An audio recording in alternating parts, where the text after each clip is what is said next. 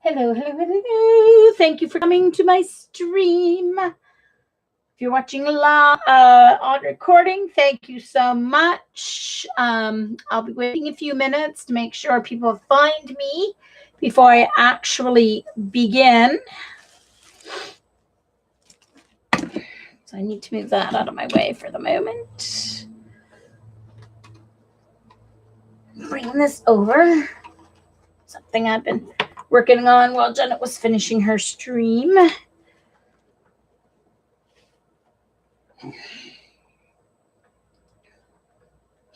Hello, Galena.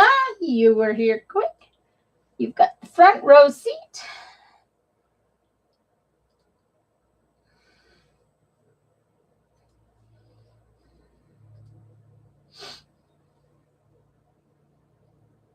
And I need to mute my computer so you guys don't hear all my fun stuff happening there.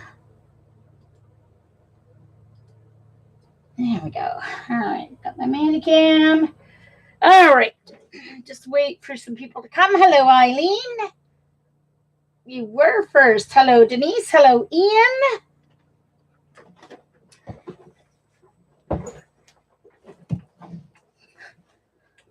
Okay, just gonna do this little bottle here.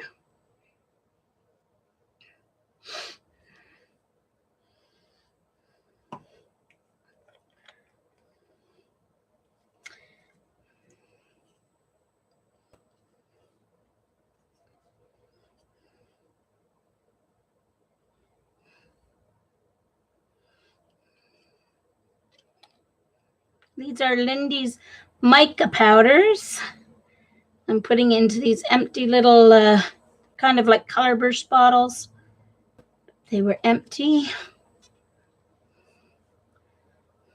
Been meaning to do this for like years. Never got around to it. Oh, Kimberly.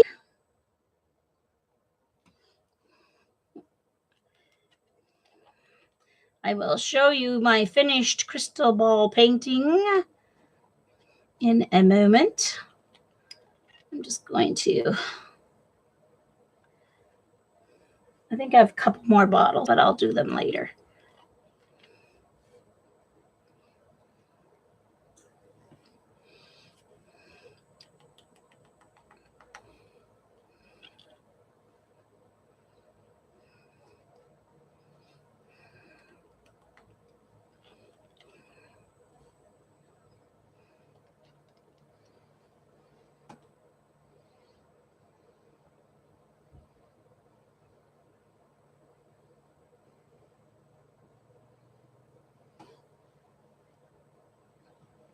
She just seems to fit in like a dirty sock, Kimberly. Like she was always part of your family. When my two nieces were little, my sister and her husband adopted I don't know, he was 9 months old or he was a year, a Westie from up here in this area. And they went to pick him up. And by the time they got back here to my place where I was living at the time, it was like 10 minutes. And he was always already part of their family, like always. Yeah, Simon just adjusted like that. He was just like their dog. Meant to be. So I think Beef was meant to be too.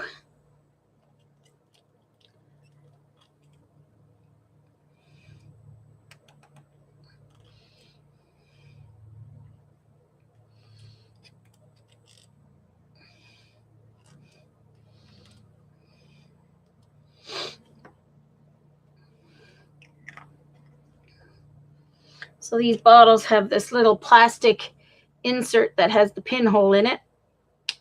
You gotta make sure it snaps. And then the cover can go on. You can see a couple of the colors. I did a really lousy job of getting it into the container. These are very old micas. I got them like 7, 8 years ago. So I have some old magicals as well. So we'll compare them to Janet's magicals and compare them to the micas and see what the differences are. Okay.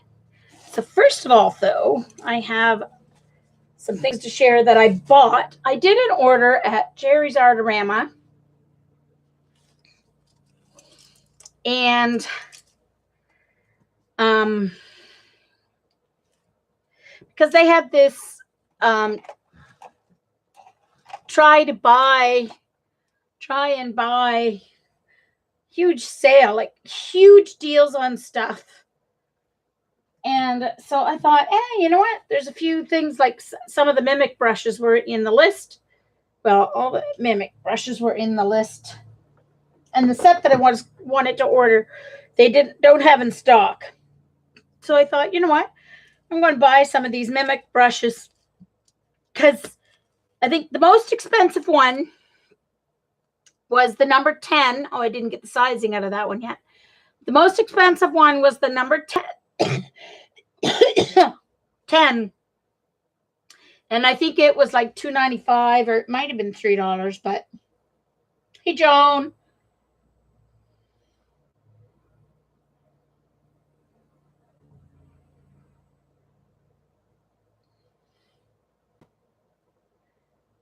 Hey, Mindy. Well, yeah, but then it all gets stuck on and sticks to the funnel. I did some micas with a funnel before, and I ended up with a bigger mess. So actually, considering I did like, 6, 7 bottles, I didn't do too badly. So the thing was, all of the stuff that I ordered only came to like $28, but of course it came to like 43 Canadian, and then I won't even tell you what I paid to ship it. But even with the shipping, it was still, in my eyes, a really good deal, like stuff that I either can't get in Canada, or if I did get it in Canada, it would have been more than that anyway, including the shipping price. So I thought, you know what, I'm just going to get it this once. And then I had to pay another $17 custom. Used to be, of course, everything has changed the last couple of years, but used to be if we ordered under $75, we didn't have to pay customs fee. Oh, so do I, Eileen. I like it better than arches. Well, I like it better than arches, actually. So I bought a Klinsky sable. Now this neck, right? So it's not a real Klinsky sable. Hold on. Just a minute. I'm going to open my app here because I'm going to need it for number 2. Number 2 round for a Klinsky sable. Mimic, of course, is not a real Klinsky sable, but still, the mimics are supposed to be very good brushes, so we'll see, right? So I've got that in I've got 2 containers here. One has detail and specialty brushes, and then the other one has my everyday brushes. And then I got a detail brush, which is the mimic number 2 round. So I've got 2 number 2 rounds, but one's the Klinsky and one's can never have too many detail brushes in my opinion. And then I got 3 riggers. These are mimic riggers. Number 2, number 4, and number 6. No, sorry. Number 1, number 2. Hold on. The number 1 needs wet. The brushes are a little splayed. So a number 1, a number 2, and a number 6 riggers. Yeah. So all of these were like 3 and under. 3 and under. And then the 2 No, the 4, but it's a smaller than my other 4s. But anyway, a 4, a 6, hold on, and a 10. A 4 and a 6 and a 10 in their round. And the 6 is a different size than my other 6s that I have. So the sizing is quite a bit smaller in the Mimics than the ones I have, than the Silver Black Velvet. Because like,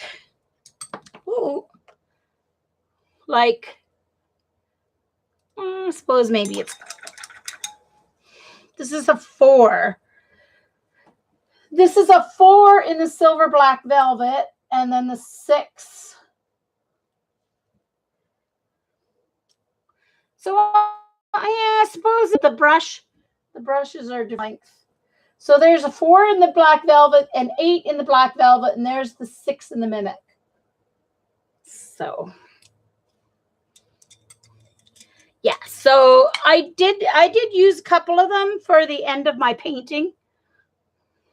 So we'll see. Then, okay, I got this at Walmart because I needed it. I ran out of white and black in my Posca markers. So I thought, oh, I'll just grab these, right? Forgetting that I had these coming from Jerry's Artorama. They had these in their try and buy for like, I don't know, maybe like $50 each or something. I can't remember, but they were awesome price. So they're paint pens, acrylic paint pen. Hold on. Can't even see. All right, so a white, a black, and a silver. And they're a good size. They're like the larger bullet tip. I think they're all this. Yeah, they're all the same size bullet tip.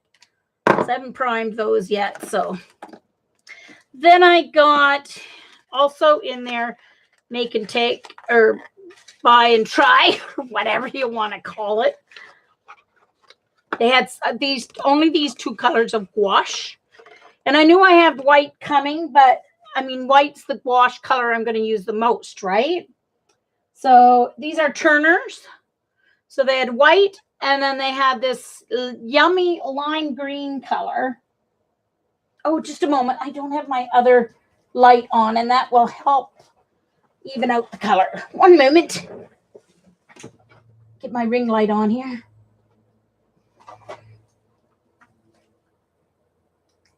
There we go.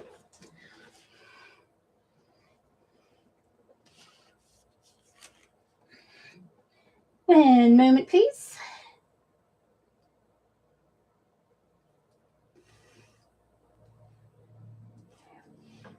Okay. Yeah, so lime green and white gouache by Turner. And then I got 4 packs of this, Eileen. In each pack, there are 2 bright white and 2 traditional white. And I measured them and everything, and now I can't remember. Maybe, please. 6.5 by 9.25 or something. Just a second. 6.25 by 9. So they're 6.25 by 9. So they're like 1.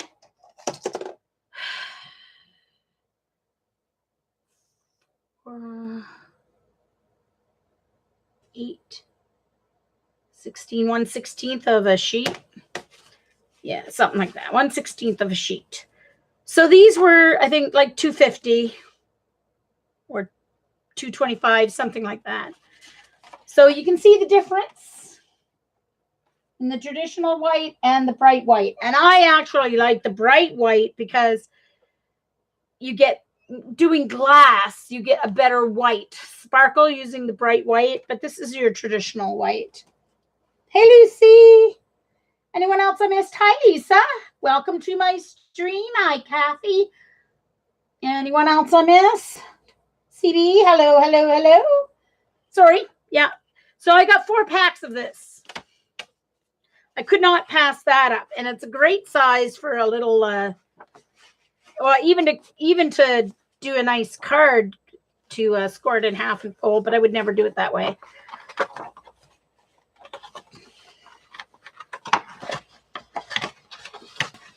No, I did not show my picture yet. I'm just showing my haul first. That was my Jerry's Artorama haul. All right. So, throw this little box that my gouaches were in. All right, are we ready for my painting? I'm making sure I have nothing on my hands.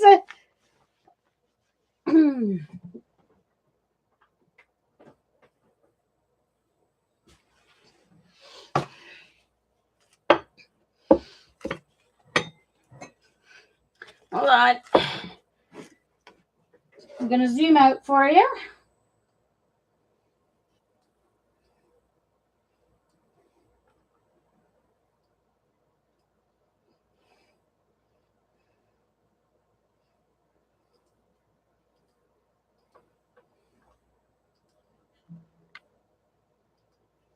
So, there we go. I love painting glass. I just love how that base turned out. Oh, I'm not really happy with my sunbeams, but oh man, it was tough because I mixed this black with Payne's Gray and Burnt Umber. And it's a little more blue than black, but man, every time I tried to paint over it, it lifted up the dark. And so then I'd have to wipe off my brush, start again, because if I would go like this and then back up, it would transfer dark up there. Oh man, it was tough. So I'm not totally happy with the sunbeams, but I'm okay with them. The rest of it, I'm very happy with it. I love how my column turned out. You don't even see it here. The column is over here, right? But it's reflected in the now in her photo, this is for my cousin for her wedding, and it's actually a photo she took of her crystal ball. And they actually have a swimming pool here in their yard, and it was reflected up here. And in the reflection, you could even see the ladder going into the pool, and you could see floaties in the pool. And I was like, yeah, I'm not painting that.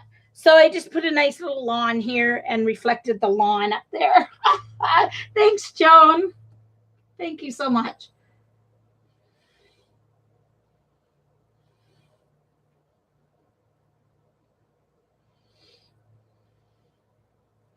So, yeah, I'm very happy. Very, very happy. And the thing with watercolor is, like, you know, when I'm working on this base, I'm thinking, ugh, that doesn't look very good. But, like, you can't look at watercolor glass up close because all you see is shapes, right? Because that's what I draw, is shapes. It's when you stand back and you look at the whole thing and you realize, ooh, I really did do a good job of that base. It actually looks like glass. So, anyway, whew. So my sisters, I bought the frame, but my sisters are going in on the frame.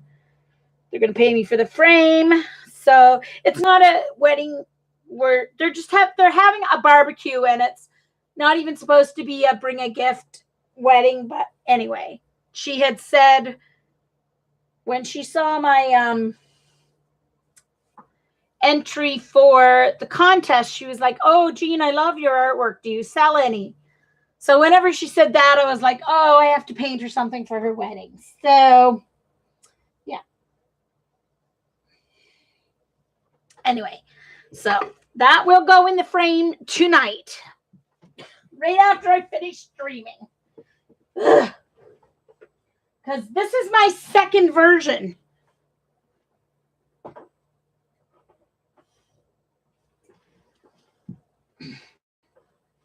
This is how far I got on the first attempt.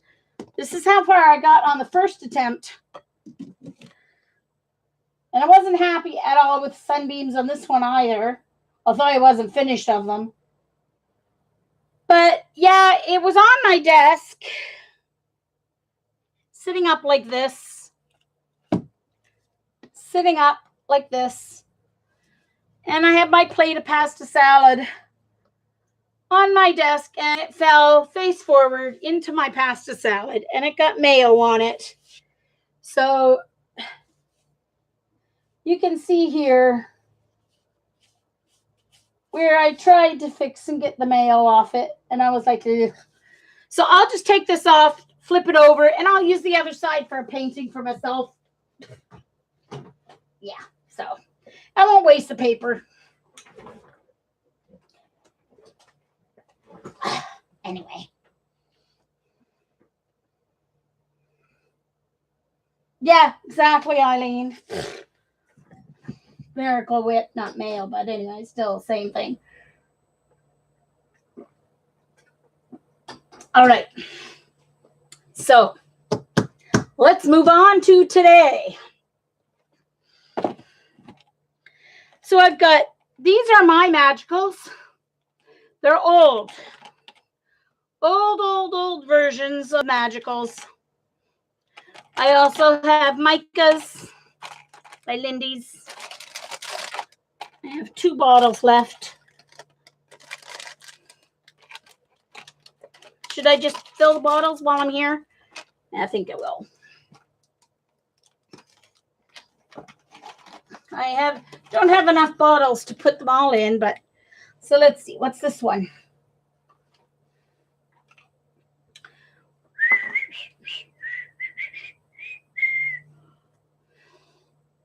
Autumn Plum.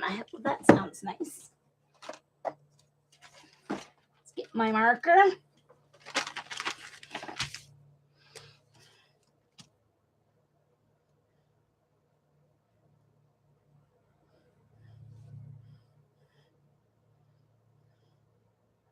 So you can watch me make a mess, you guys.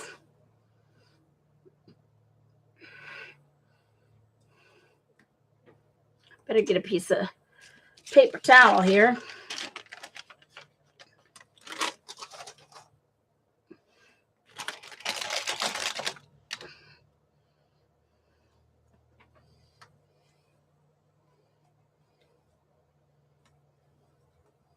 Oh, thanks, Kathy. Thanks, Kathy's son.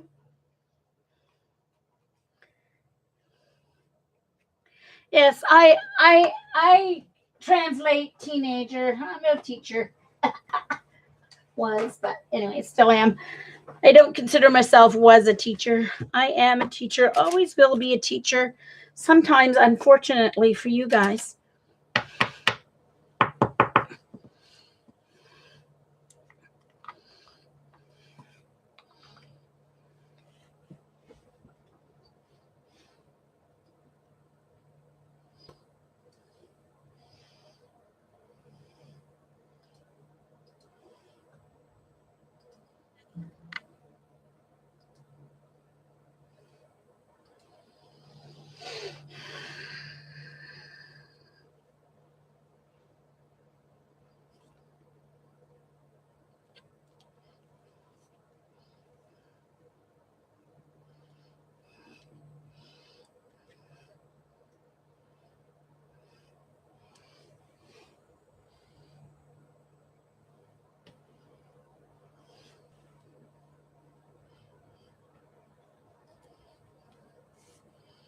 Oh, see, that's what I get for trying to watch the chat and do this. I should know not to take my eyes off what I'm doing.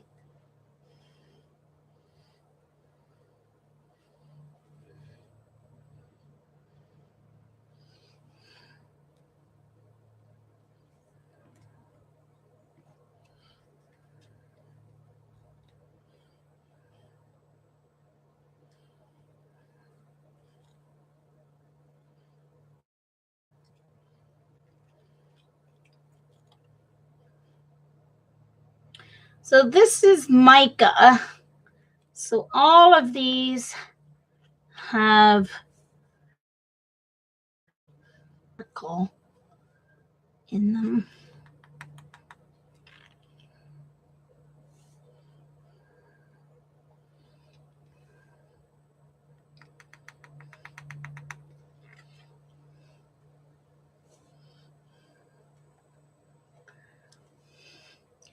I myself am not positive of the difference between the mica and the magicals, or mica and pigment. I think micas, I always thought mica and pigment was the same thing. But perhaps Ian or Eileen can qualify that, what the difference is between mica and pigment, like the magicals are pigments. Or I could be wrong about that too.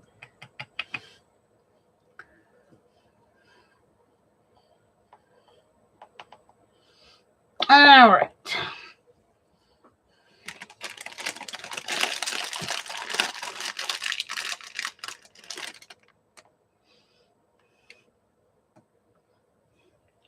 Gotta make sure that snaps. There we go. Or else you'll go poof and it'll go all over. So that's Autumn Plum. Oh my Lord, I put a B on the end of that.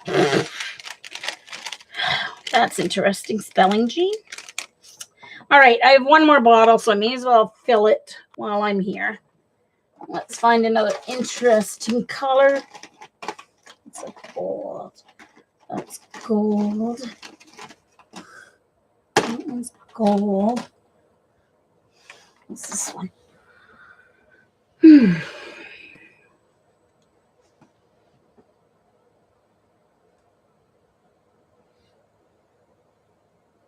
One is shiny and one is not. Okay, so mica is shiny, glittery. Okay, gotcha. Thank you, Eileen. I kind of thought that. Blazing copper. Blazing copper. So I'm just going to, I am not wetting this to get the mica off it because, yeah, that just is much harder than just getting it off while it's dry. Believe me.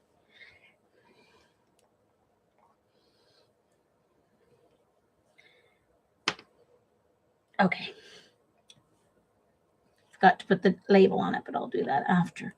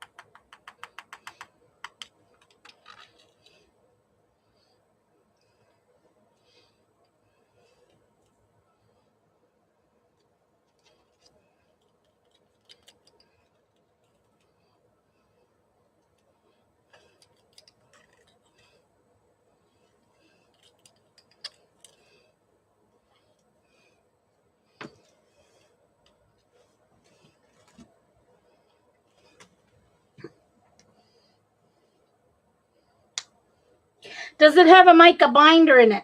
Good question. I don't know. I have no idea, Eileen, whether the Lindy's. I thought they did, but that is no guarantee. For some reason, I thought they did. But like I said, it was a long time ago, and I have no idea. Let's just spritz and see what happens. Doesn't really spread on the paper towel. So, all right, blazing copper, right? It said.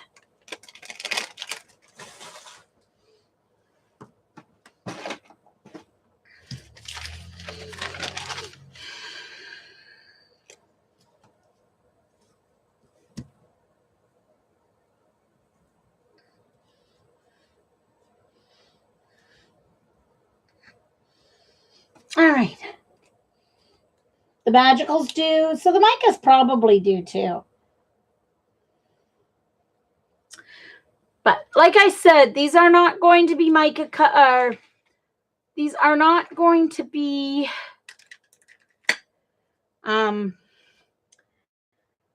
colors that you'll be able to get anymore.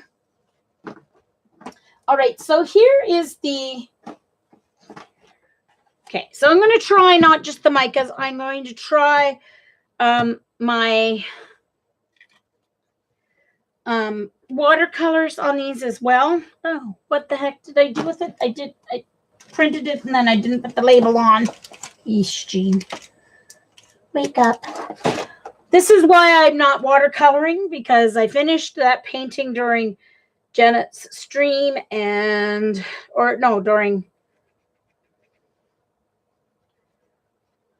whoever's stream was, Janet's stream or Dee Dee's stream. Anyway, I'm brain dead, so I had not going to watercolor today. All right, so this is the paper. We call it watercolor paper.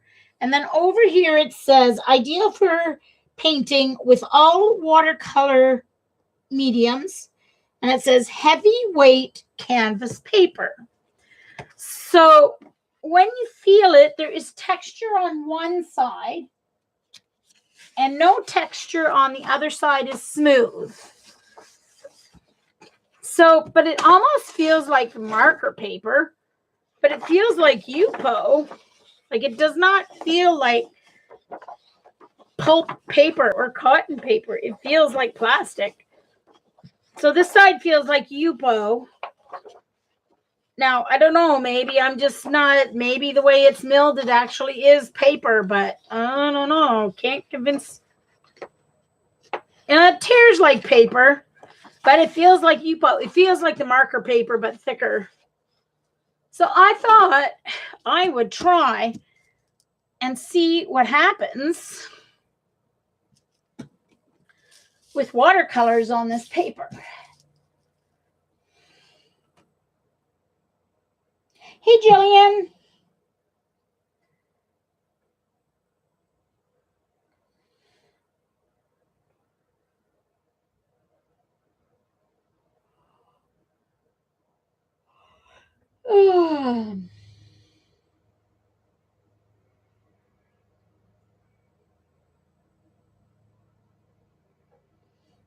Okay. All right. Uh-oh, I think they're mowing the lawns, but they usually start with my lawn. They're usually over here, like in the morning, and they're just arriving at our place. So you're going to hear a lawnmower going by very soon. So I've just got some watercolor left here from my painting. I'll add more because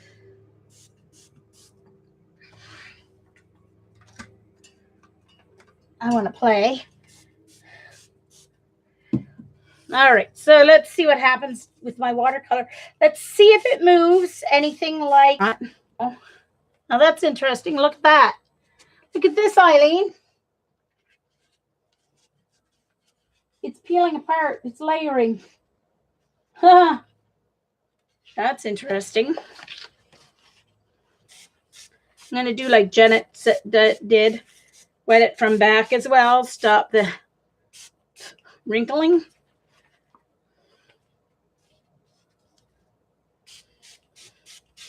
Let's see what happens. So these are my M-grams.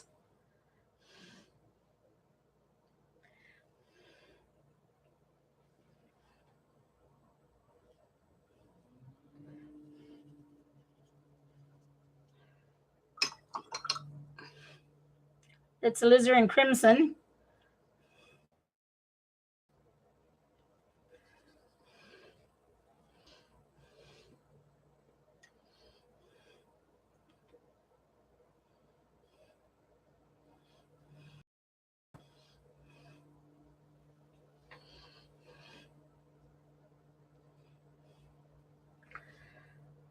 Certainly doesn't accent color very well. Let's go into my, I'm going to go right into my pan. But that's what I, with the alizarin crimson, I went right into the pan. And even at that, it wasn't, now that green's staying a little brighter. It's not moving like it does on Yupo, though. That's what I was.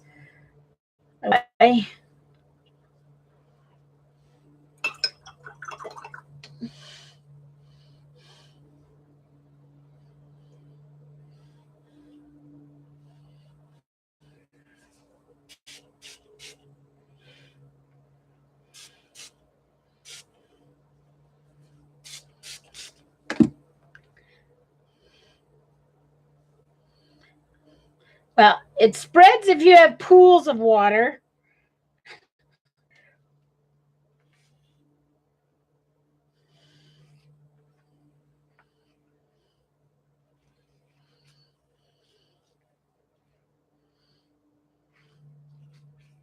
I'm going to try the marker paper too. And I want to try my liquid watercolors and see how they react on this.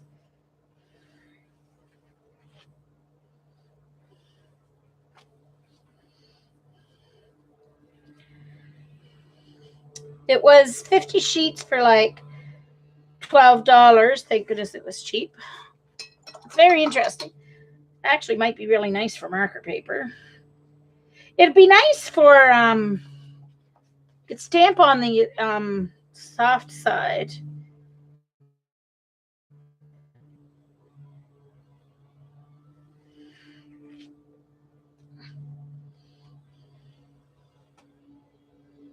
Yeah, they're definitely dull looking.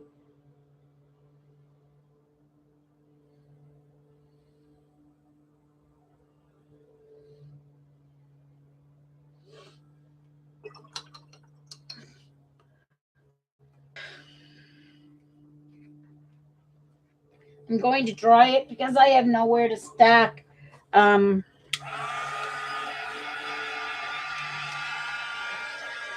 going to. That alizarin crimson was like direct out of my palette. Only the water that was here and the water that was on my brush. And yeah, so there's no way. You certainly couldn't use cheap watercolor on this paper, that's for sure. If my M grams aren't getting any color. It is the Bria Reese. They call it watercolor paper. And I mean, I knew it wasn't traditional. I mean, I bought it out of curiosity. I got it at Walmart. I knew it wasn't watercolor paper. It feels halfway between paper and Yupo.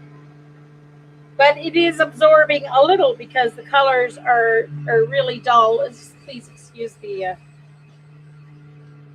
it's a very small lawn, so it doesn't take long, but it's right outside my window right now. So...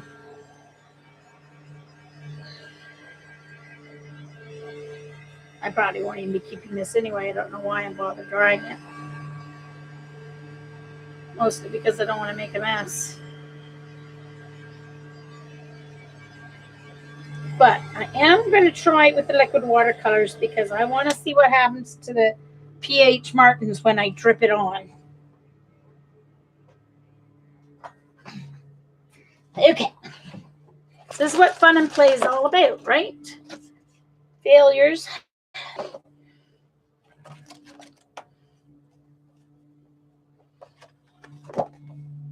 I'll try it with my markers too later on, and we'll see what happens with the markers. If it turns out nice with markers, see, I don't even know if you could print on it because I don't think the ink would stay on it.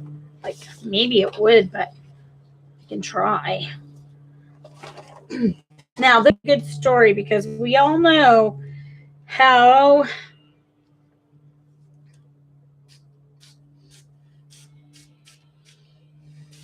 lovely and vibrant these watercolors are, right? Well, we all know how nice and vibrant my M grains are too. Let's just see what happens.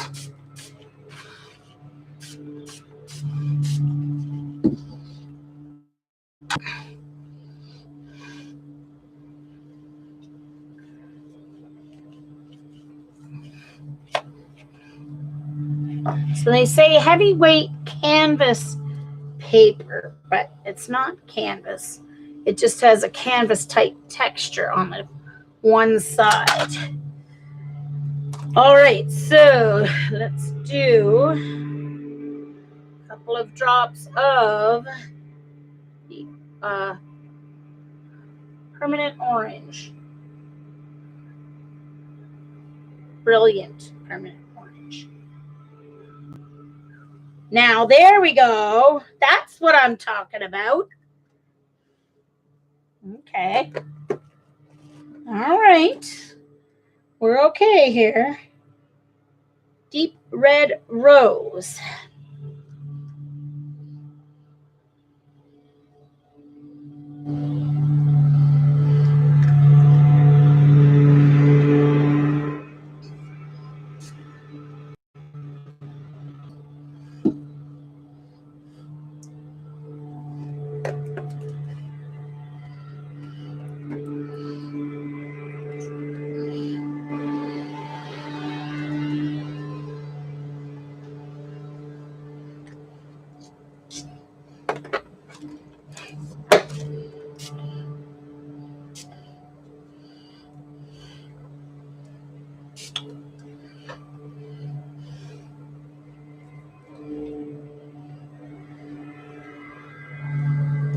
I'm going to test that, Galena. I'm going to test my alcohol markers are right behind me. I'm going to test that. Now, over here I can put yellow. Let's make sure it's still wet.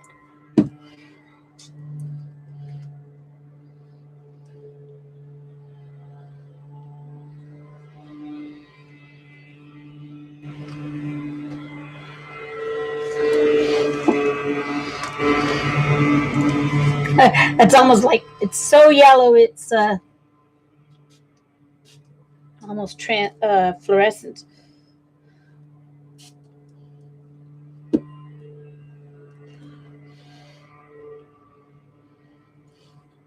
Now I need to get a little green over here, a little phthalo green over here by this blue. If I can keep it away from the red, we'll see.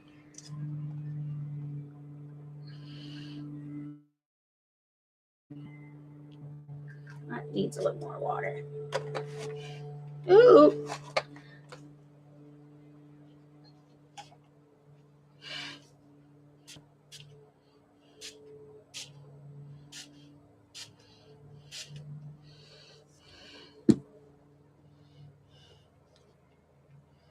It's interesting. That's not blooming like the others.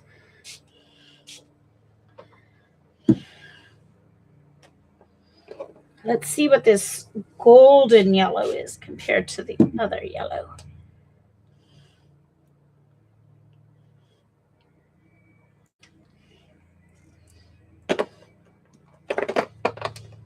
This is a gamboge.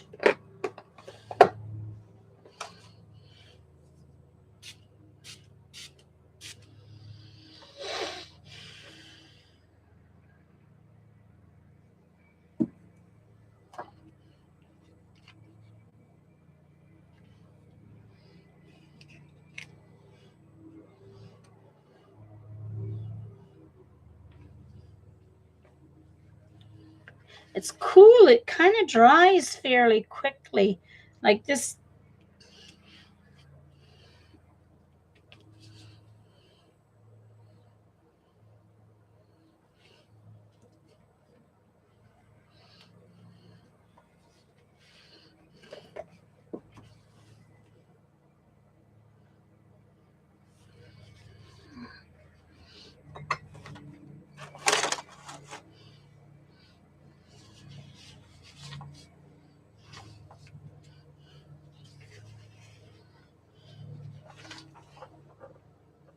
Bacon.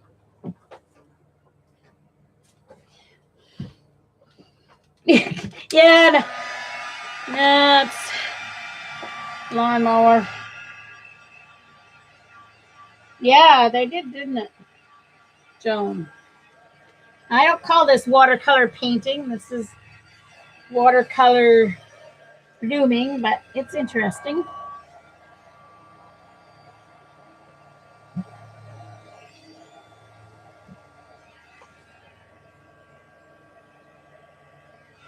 At least they're staying, you can see that they're staying brilliant. They're staying very bright, unlike the, so maybe the M-grams actually had to be, instead of coming straight from the palette, maybe they did need to be watered down, mixed with water, because the pigment was, I think the pigment was just too heavy to move. But Lucy, it is by Bria Reese. It's a company that they have like watercolor markers and stuff. Bria Reese. It was like 50 sheets for 12 whatever at Walmart. It's the first time I've seen it there at Walmart. My Walmart. Now, I think I may have to try something. Don't yell at me, but just give me a second, because this is never going to dry, and I have nowhere to put it if it's not going to dry. So, I'm going to take a piece of deli paper.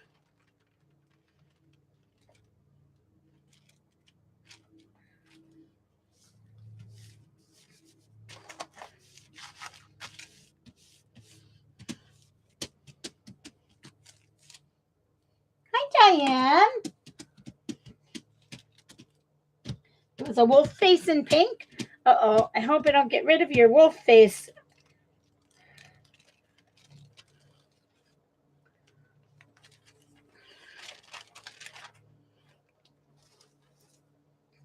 Now we can finish drying it.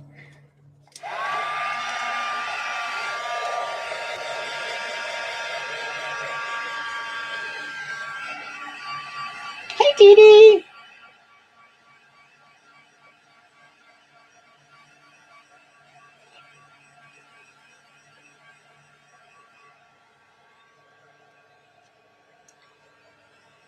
So this is Bria Reese. So like I said, it does tear like paper. So it's obviously not plastic, but it feels like the marker paper, but one side is textured and the other side is flat. So when I take my markers out, I will definitely try this with my markers. Just a moment. I've got a little bit more here I want to pick up.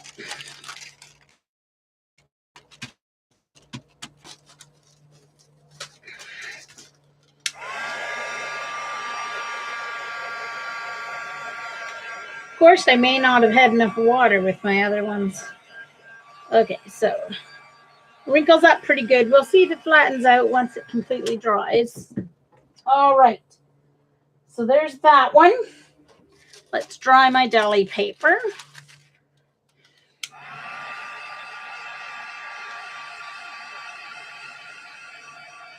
Hello, Misty.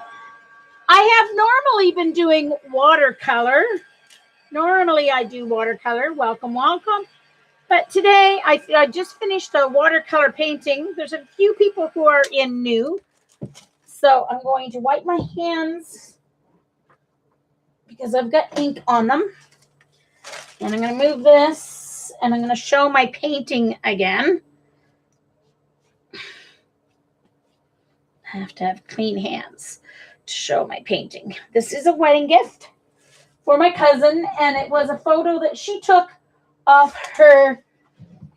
I'm going to have to zoom out again here. Oops, sorry. She took this photo on her back deck of her crystal ball. And so I painted it for her wedding gift. She's getting married on the 25th of this month.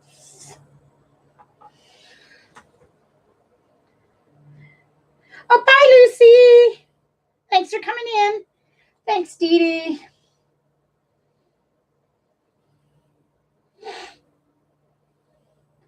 I'm not 100% happy with the sunbeams, but it was really tough over the dark because the dark kept lifting. So I'm okay with the sunbeams. Everything else I'm very happy with. So, hello, Joie de Fille. Joey, also known as Joey.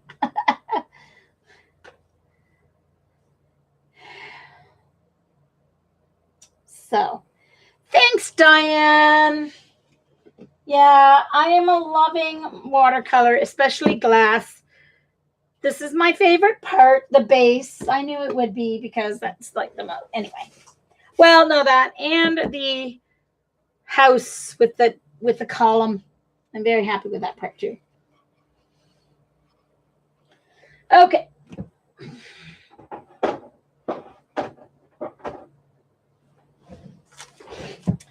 All right. So next, I want to try the same thing on. I have 2 pads of this paper because Eileen told me I needed it like years ago. And this is clay. I don't know if the same technique will work on this or not, but I am going to try it.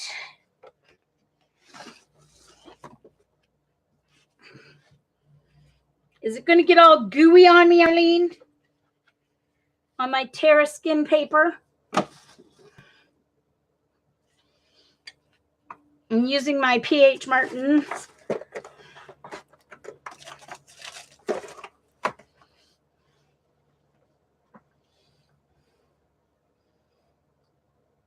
Oh, sorry.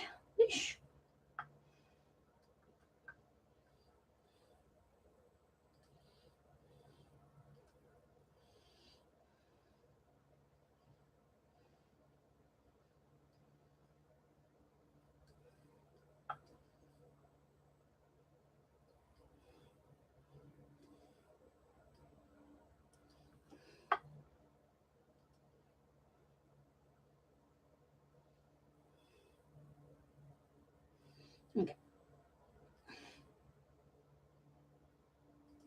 All righty.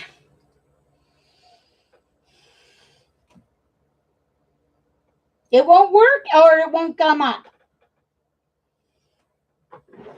Oh, this was back when I used to listen to everything Eileen said. And I stopped because she kept getting me in trouble and bankrupting me.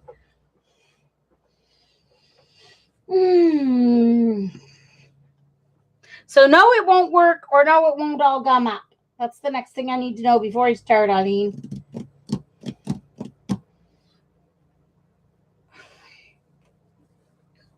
It won't come up. Okay, here we go. Water time.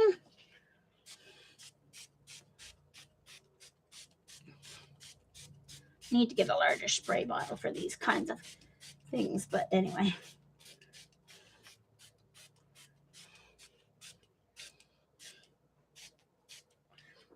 We'll start with that. And let's start with quinacridone magenta.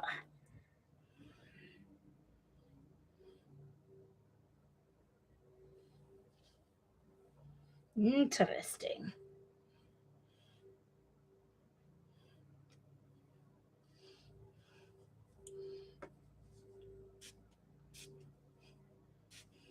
Woo! It's blurted everywhere.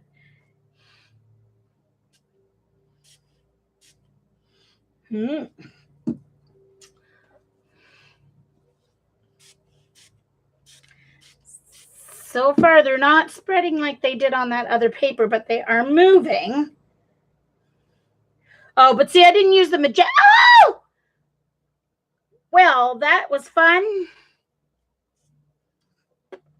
See, I'm a klutz. I shouldn't be allowed to paint at all.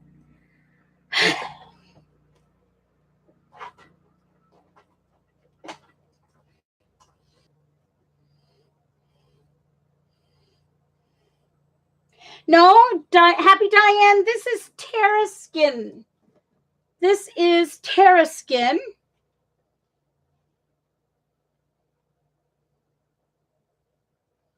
Multimedia block. So it's made from clay or rocks, whatever, earth.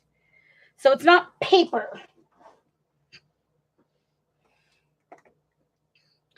This definitely needs some dioxazine purple. Oh no, cobalt violet.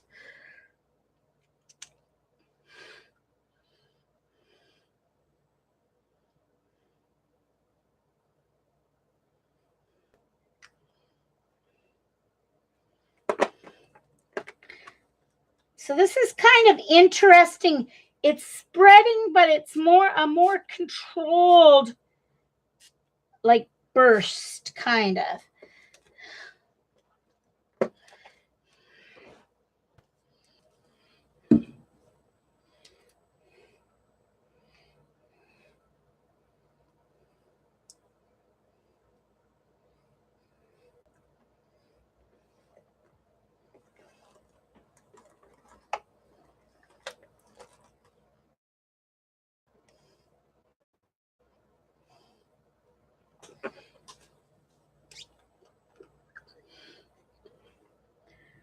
More of the orange.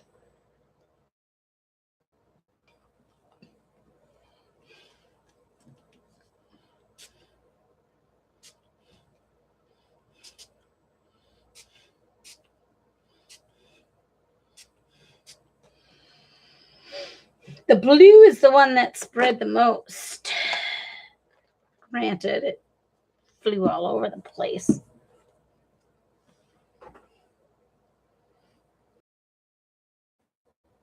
The chin.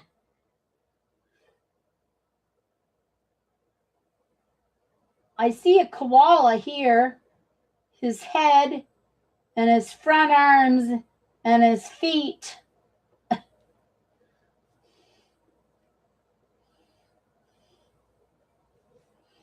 Oh, actually, it looks like a seahorse. Look, a blue seahorse.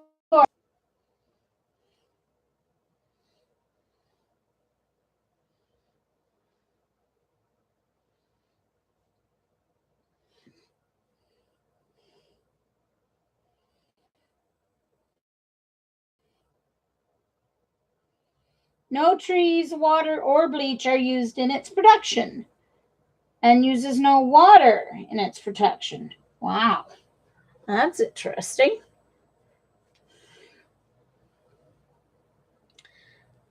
Those colors are staying very vibrant.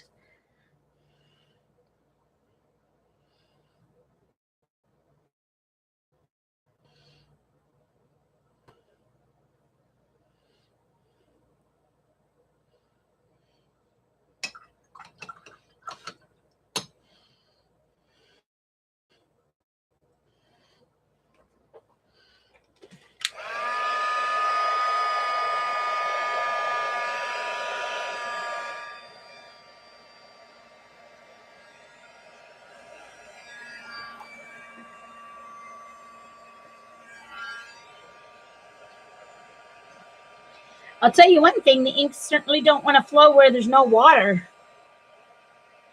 If there's no water, they do not want to go onto that paper. Even with the force of the hair dryer, like they'll spread and pool, but they're not moving onto that dry paper.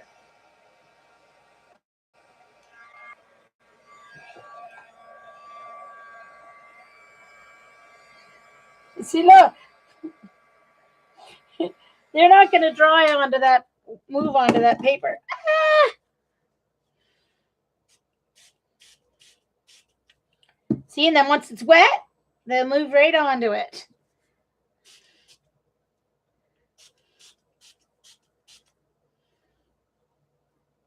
Interesting.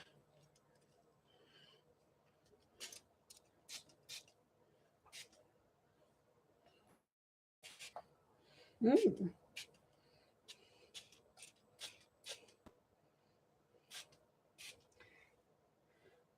Wow, that's cool.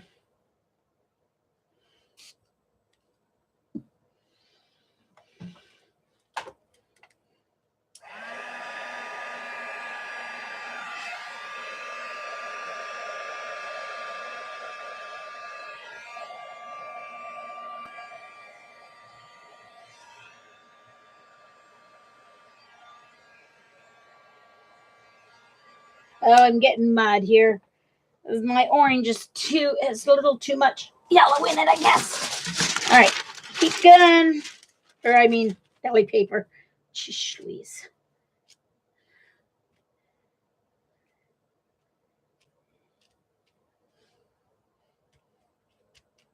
Thank you, Katrina. Hello, Katrina, by the way.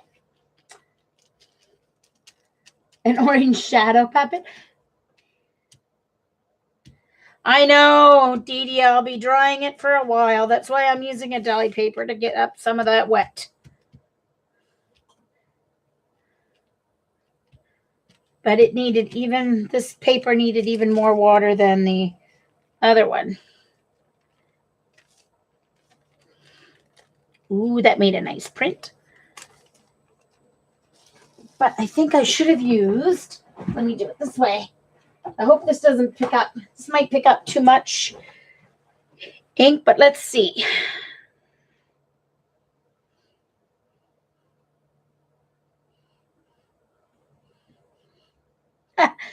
Let's see if it leaves a pattern.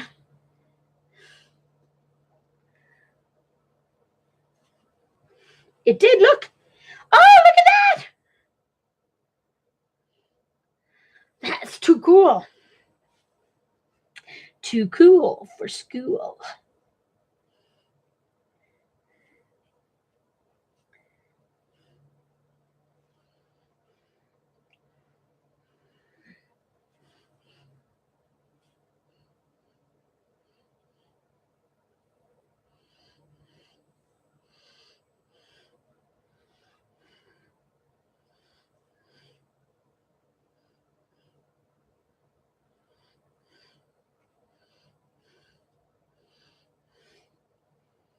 Thanks, Eileen.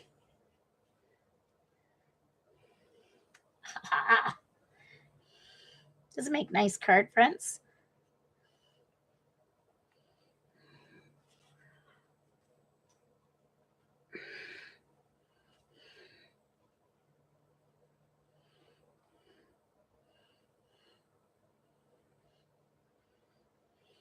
I don't want to, like, I'm trying to go to clean areas of my paper towel because I don't want to muddy up the colors any more than they already are. So I'm just trying to get excess water put up and a little bit of print put down. Okay, I think I'm ready to dry now with the heat gun.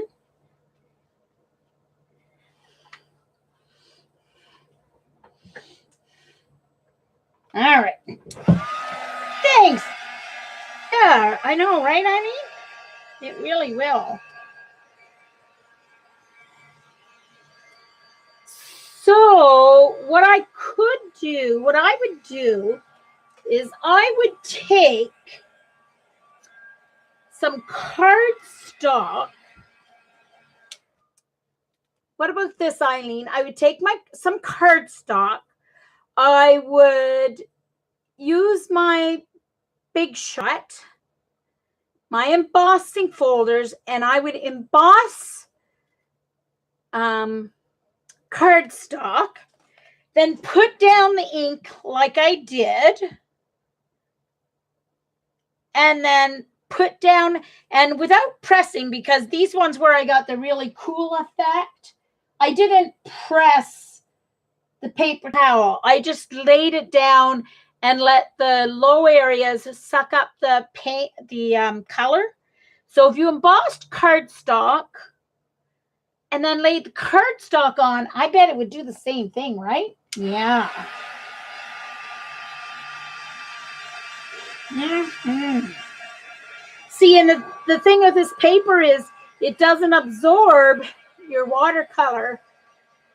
It doesn't absorb the water or the ink like regular paper does. So it allows you the working time to do that.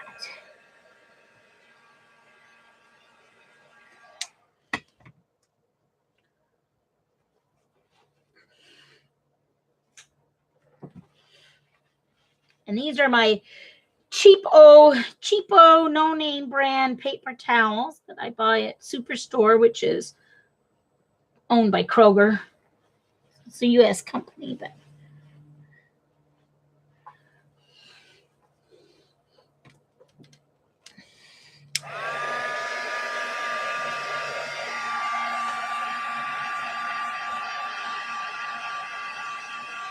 sure. Sure, Diane, you sure could. Most definitely. You have UPO? I'm pretty sure. I looked for my UPO and I can't find it. It's in a special place. I was sure it was in with my TerraSkin because I have my watercolor pads and my specialty papers in there, and it wasn't in there. So,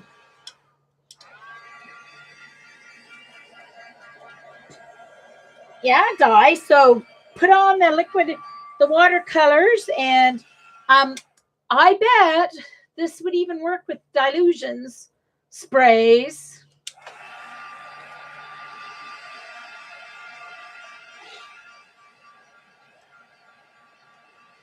Oh yes, at least Eileen, because it was when I was first starting multimedia stuff, so I'm sure it's 5 years old. And I never did one thing with it because, see, my thing is, once I get started on something, I kind of focus on it. So when I started card making, I was making cards left, right, and center. And then I got into scrapbooking. So I scrapbooked and scrapbooked and scrapbooked. And then Dee Dee and I tried to get into art journaling and I couldn't do the layers. But then I discovered my jelly plate. And all of a sudden, after my jelly plate, I understood layers. So then once I understood layers, I was like, oh, I can do this art journaling thing. Because it was funny, even watching Paula and Carrie and Dee Dee do their art journaling layers. And like, well, Dee Dee was doing a different type of art journaling because she does a collage. So I didn't really try collage. But Paula and Carrie were doing the, layers and layers. And like, I could not figure out, even if I followed along while they were, it just wouldn't work for me. And then I got my jelly plate. And of course, when you jelly plate, you go backwards with your layers. And for some reason, my brain must work backwards because all of a sudden I understood layers. So then I started art journaling. Look at the yummy texture in that. Look at that.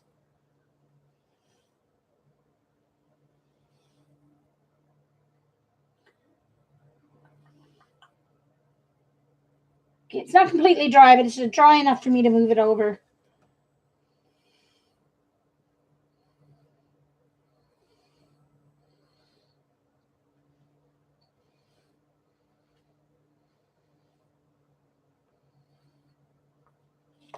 Upper right, she sees a dog. All right, I'm going to look at my...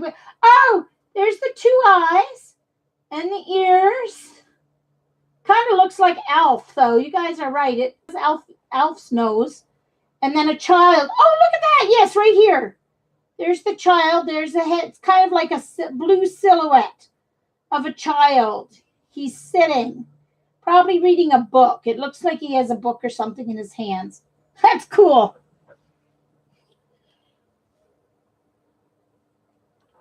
Yep, Dorothy, I see it. Oh, Eileen, stop it. I love my watercolor and I will never stop doing my watercolors. Just so you know.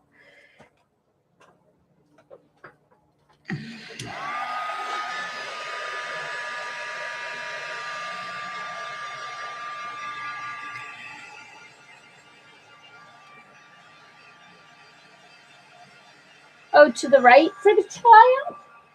Oh, really? I'm obviously not seeing... Oh, now I can't reach when I lay down. Ugh.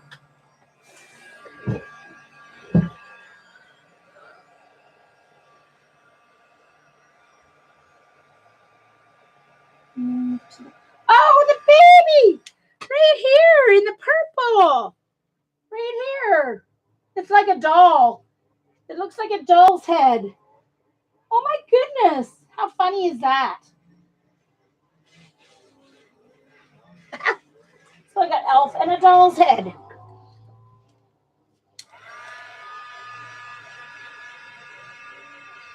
But there is the silhouette of the boy sitting down too, reading a book.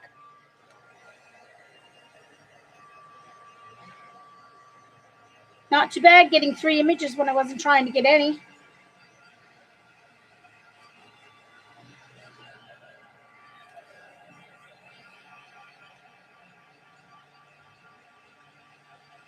I just want to get it dry enough so that it doesn't...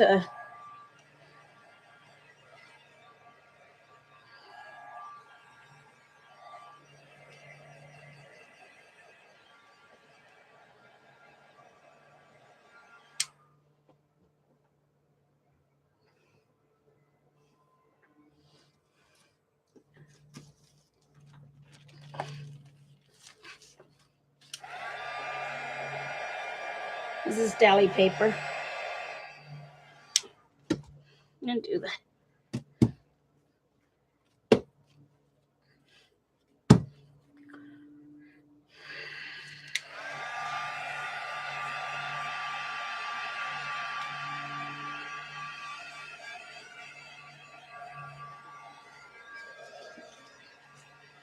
All right.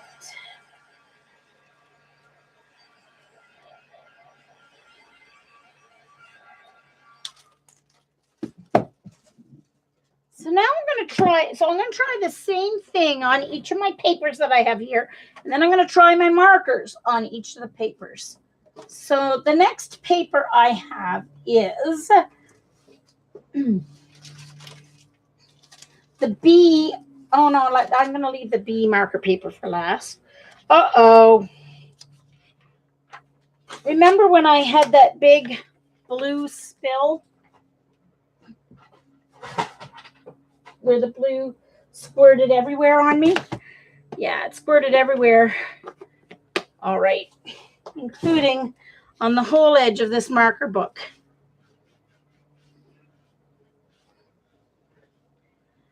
Don't really want to wet it because it might just make it move worse. All right, this is the Strathmore. Look how thin this is. You can see my hand through it.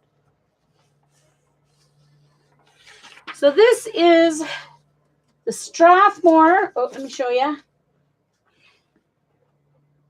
Strathmore marker paper, smooth surface, acid-free, 100% cotton, semi-transparent.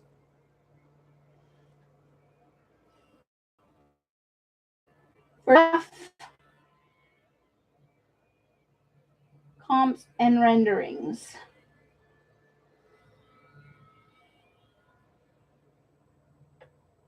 .500 series. So this is supposed to be their artist quality. So it's semi-transparent, so you can work over top of another illustration, I assume. So if you're drawing like a series drawing,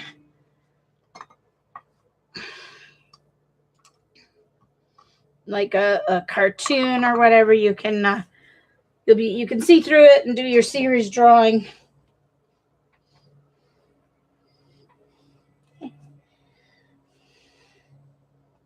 All right.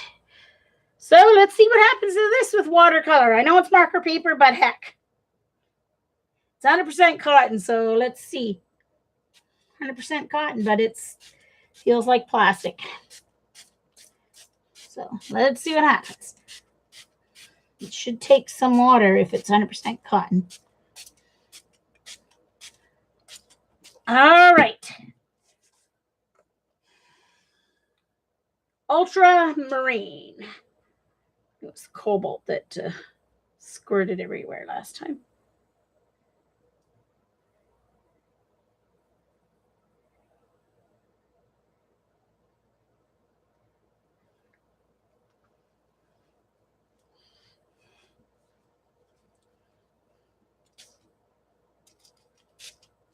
It ended up on a dry spot, apparently.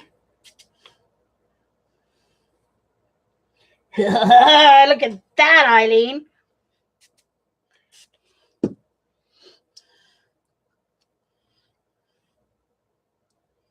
Ooh, that's fun. Deep red rose.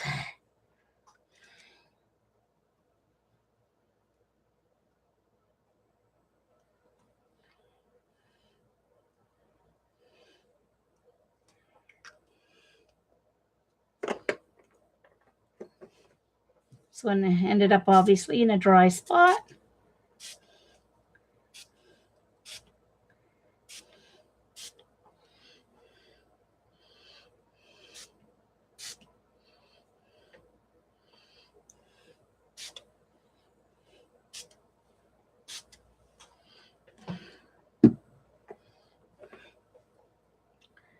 Hence a yellow light.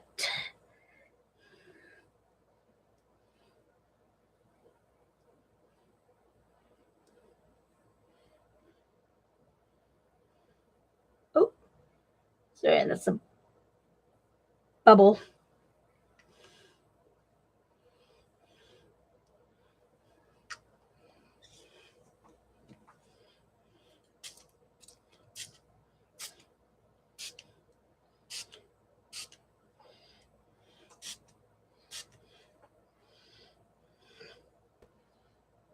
Interesting, that yellow.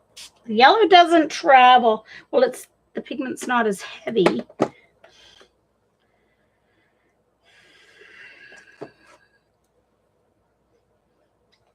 See if we can get this blue over here without it going muddy to the red. Or the green, excuse me, over by the blue here.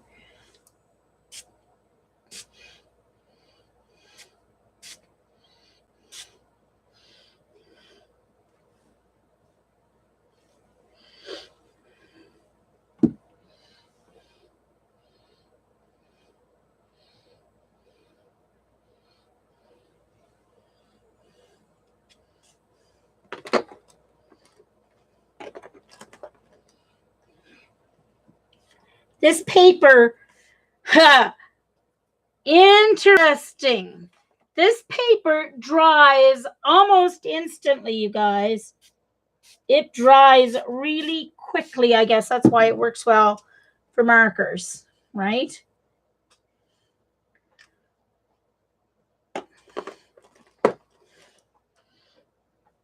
I'm going to try something actually.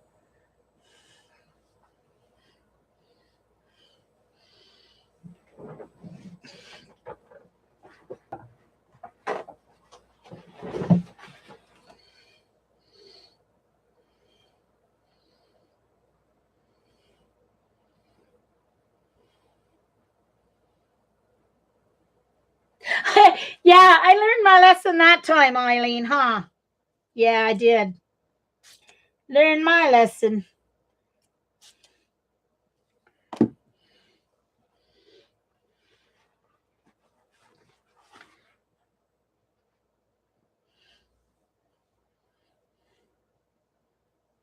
Don't want to push it too heavy. I want the ink.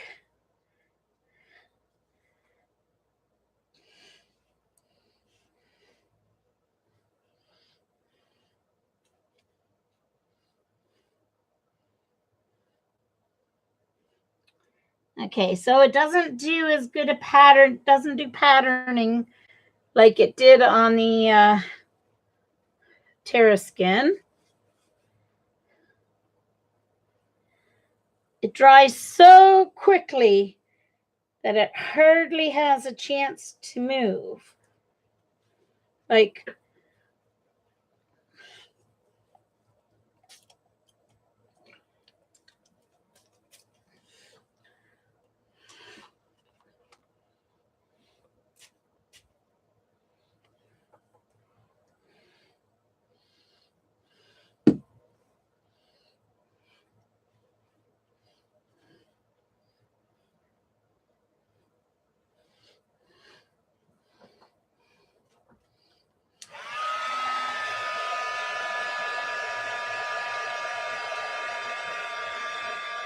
oh yeah, I was making molds and stuff, using molds with my UT CB. And Dee Dee goes, "Oh, Jean, why don't you use one of your thin dyes for a mold?" And I was like, "Okay, I'll use a thin dye. Let's use my cuckoo clock." So I melted the UT.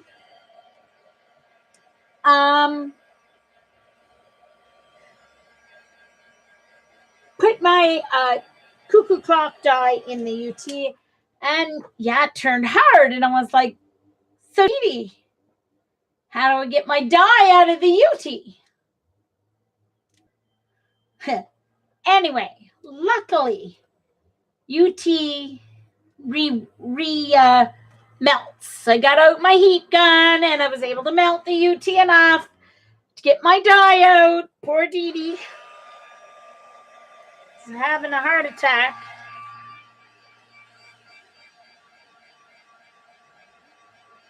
Yep. No. Oh no, Dee Dee's like Eileen. She doesn't do it herself. She's like, oh, Jean, put your dye in the UT. Okay, Dee Dee, you know everything about art. I'll do it. I was like, what? Really? Oh no.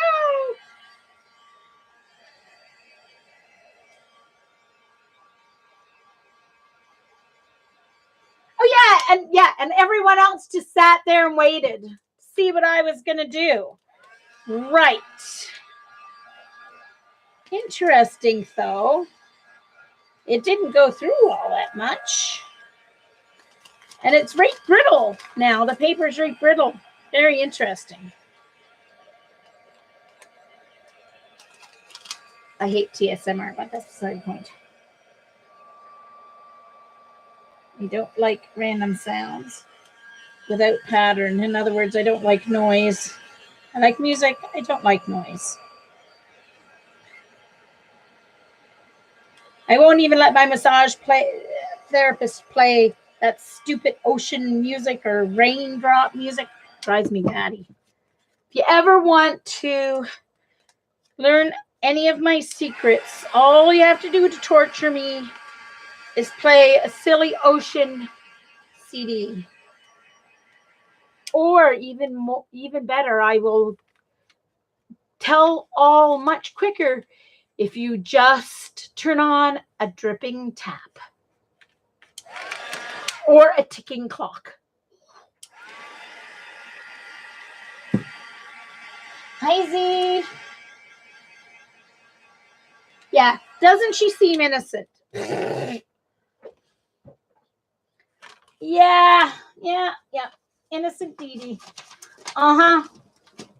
All right, now the B marker paper is like at least 3 times thicker, maybe 4 times thicker than that Strathmore. But I mean, it's for a different purpose, right? That Strathmore one is for rendering, I assume. Re-rendering. All right. I'm slowly running out of water here. Experimental light jazz. Yeah, no, I don't like experimental jazz, Ian. Nope. A little too random for me. Jazz of the 40s and 50s, like big band and even quartets and stuff. Yeah, that I can handle, but freeform jazz, yeah, no, not happening. All right, let's go back to my very bad phthalo blue. Let's spit everywhere. So this is the B paper that Janet was just using her magicals on. I still have to do my magicals too, so. This is just experiment 1. And then I want to try them with my alcohol markers, and see what happens.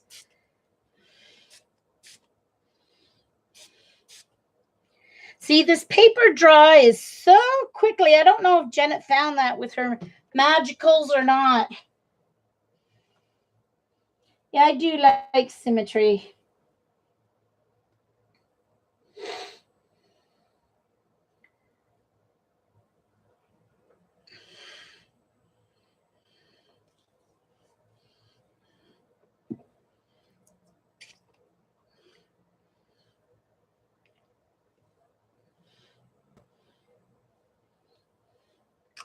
But see, I sprayed over here and it's like almost dry.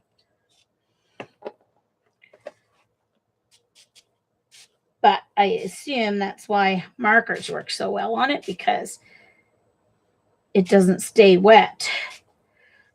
So then the marker doesn't absorb into the paper.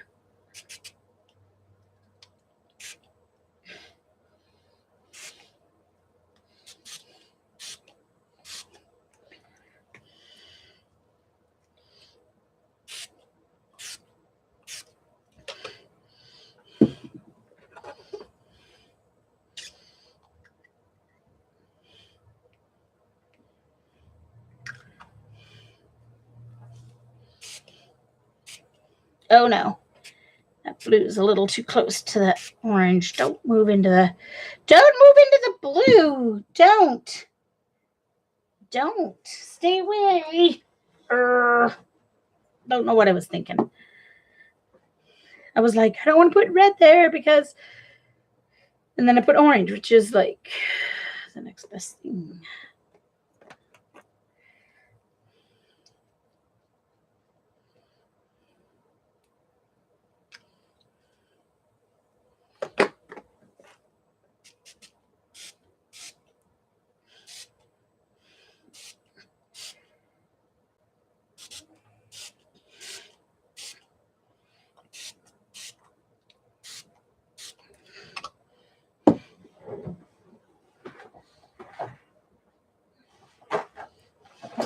Oh, oops, I just knocked my hole.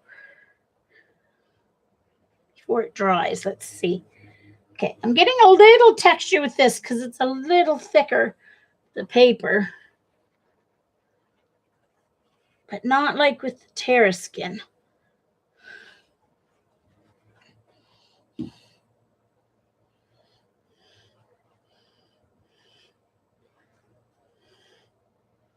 But the Yupo is more like Terraskin, so I'm pretty sure it would work with the Yupo. This is cotton paper, so one moment, I need to put the arm of my chair down so I can reach my paper towel roll.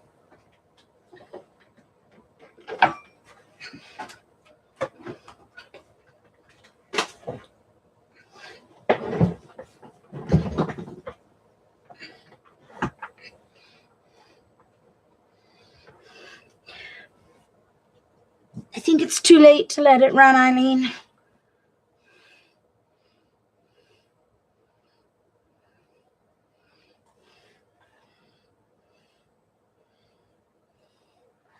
Because it dried, I picked it up with the paper towel. It's interesting. It's a little bit easier to work with it on a Strathmore because the Strathmore is just so thin. It's almost like working on deli paper, almost.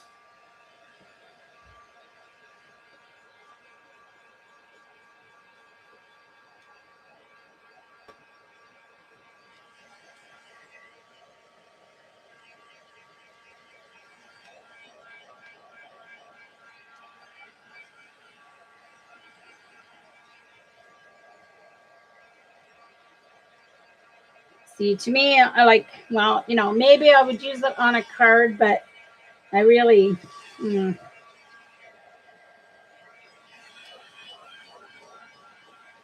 guess if I kept going and built more layers, maybe. But I'm just experimenting. For me, this is an experiment.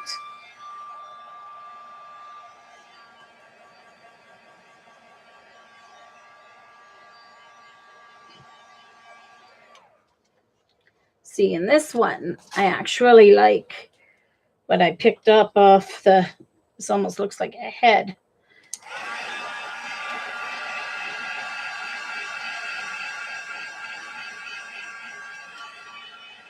Hello, Julie. It's very different, that's for sure. This looks like a lady with a bun in her hair. The big blue mouth. She put on a little bit too much lipstick.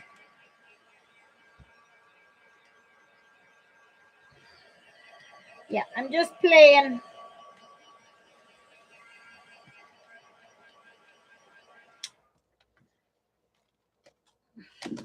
Still needs to dry a little more, but I think it's dry enough that it's not going to mess up anything underneath it. Okay, so now, all right, so that's the liquid watercolors on each type of paper. Where did my cover go for these?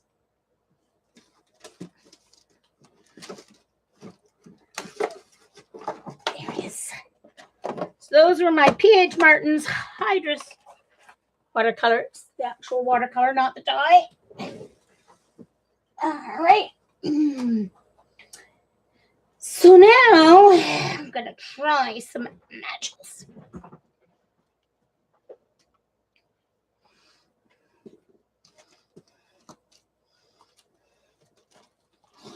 So let's go in the same order. Let's start with the Bria Reese, what they call heavyweight canvas paper, but it's textured like canvas on the top, but it feels more like plastic, like Yupo, but it's not because I can rip it, but it's definitely not cotton. It doesn't even feel like.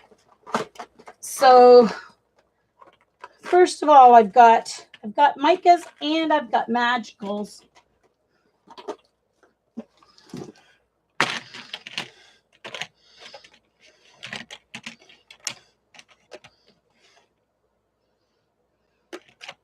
So I've got a brush that I can apply the magicals with, but okay, so once again, this is the Bria Reese watercolor paper. This is just play because my brain was dead after finishing my watercolor. There's no way I could watercolor something today.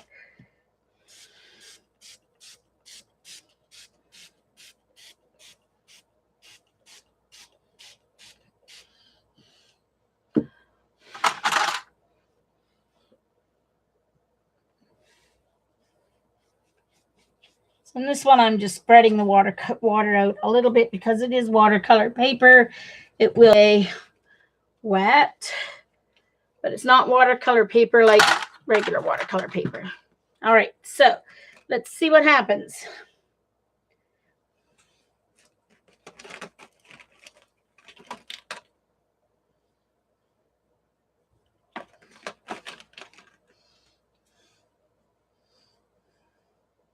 Okay, oak leaf olive.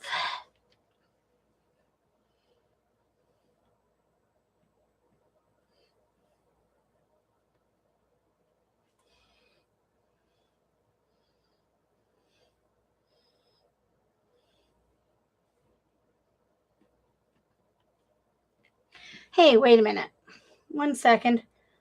I don't even know if these are poked.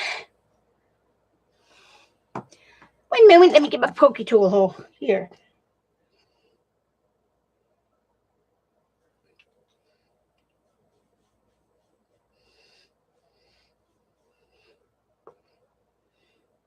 Well, it's poked now. If it wasn't before, it is now poked. Ah! Well, that came all out in one ploof. That's like almost the whole thing.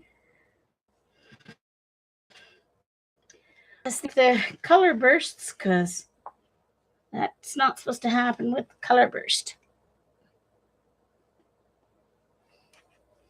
All right, hold on. Obviously, I'm not going to be using them that way. I'm glad I kept the original things. So here we go. It's going to be a whole page of oak leaf olive.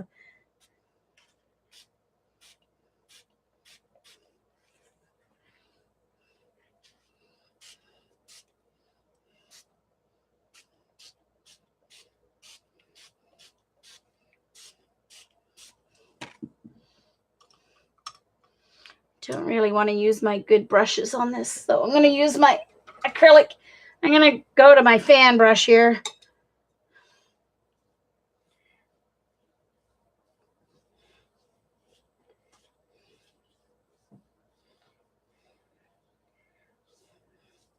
Rats.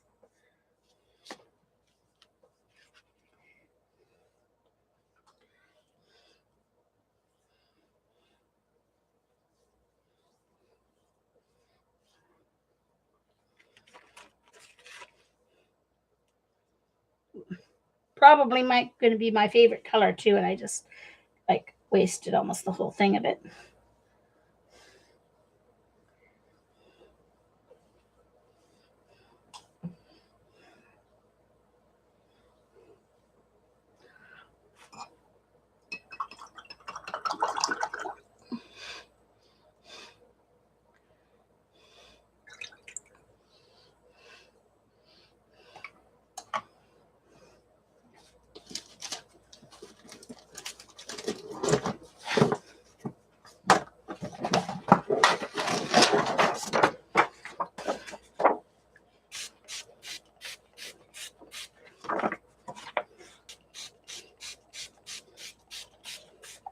I'm gonna have to go and refill my water bottle in a moment. I want to get all the color out of this that I can.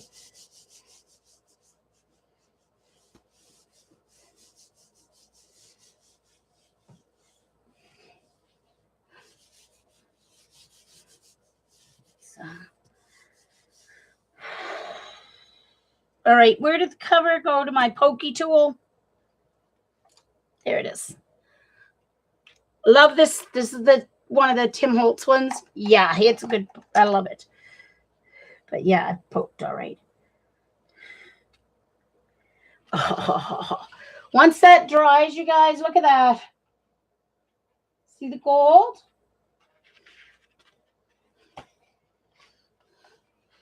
Just disappointed it's on this paper because this paper is not really that great. But I can use it on cards or, yeah.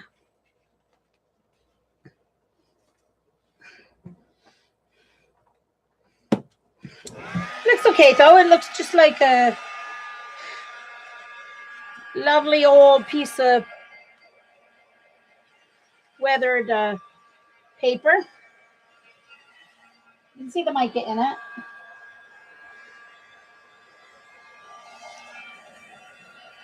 Yeah, don't go out buying this Bria Reese paper, folks. I was your guinea pig. Don't get it.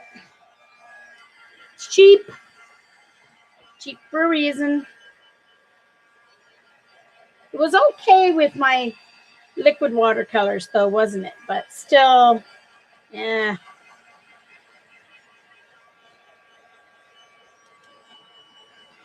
I'll try the smooth side with my markers and see what happens.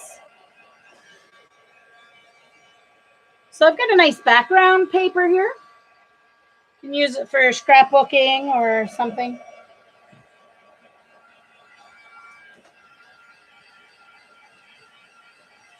Yeah, the edge looks cool, eh?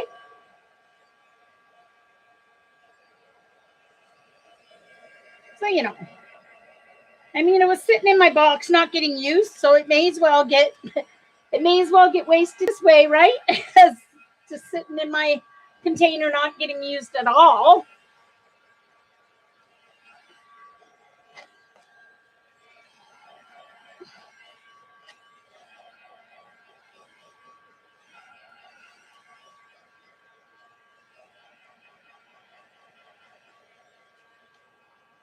I mean, as far as it not soaking through, it doesn't soak through, guys. So if you have young kids who want to play with watercolor, I might buy it for the kids playing with their watercolors because it's not going to go through to their desk. You know what I mean? It doesn't go through the paper. So I guess that part's good.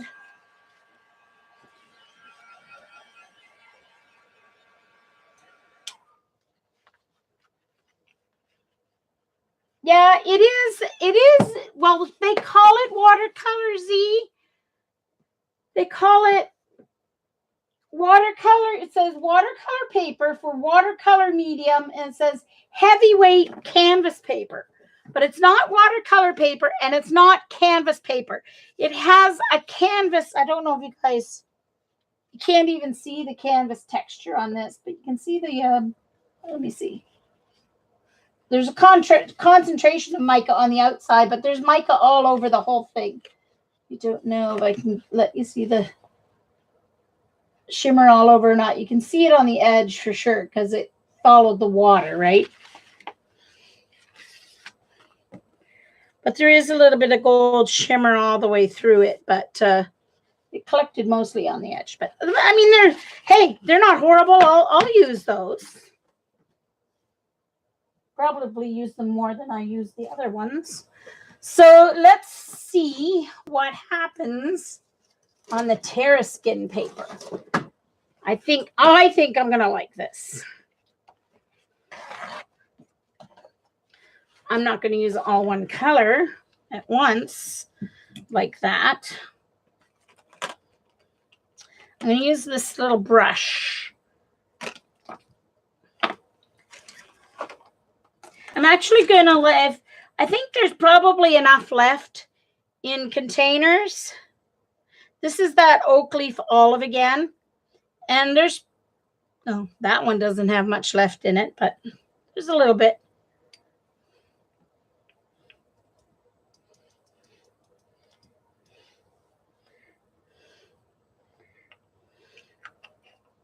So what I'm going to do is go in on the containers that I put in the thing, and I'm going to use up. This one is called, I don't know. One moment, please. Yeah. Pine cone brown. So it should have a green and a brown in it.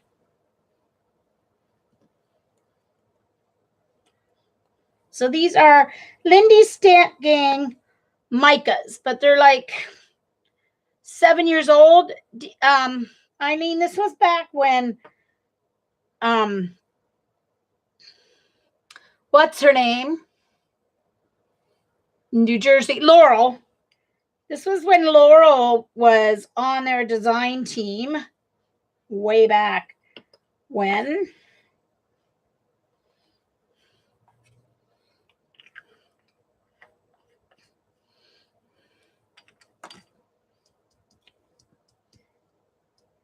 And I'm not wetting it first because I want to see. Now this one is going to be fun. This is Radiant Russet and Red.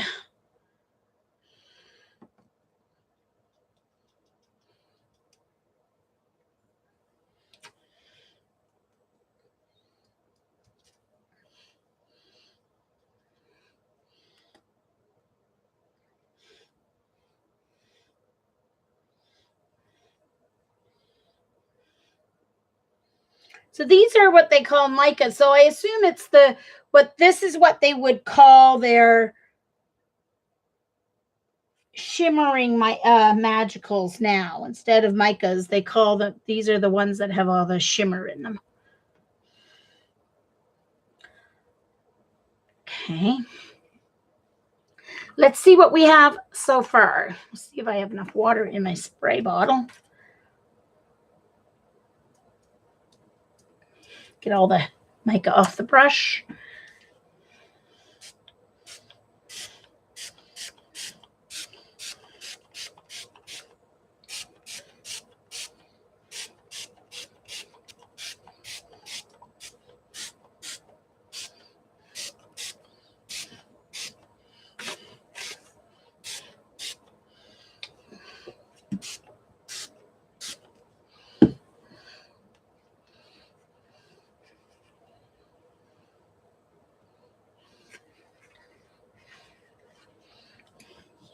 So this is the Terraskin paper. And once again, if there's no water there, the pigment's not going on it. This is kind of like rock and clay based.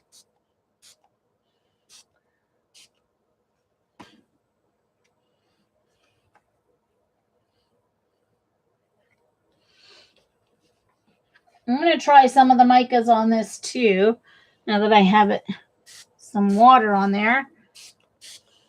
Or some magicals. Let's see. So this is an old magical, remember? Copper. That's too similar. Let's see. I seem to only have like copper and saxifrage olive copper. All right, let's try this one because there should be some green and copper in this one.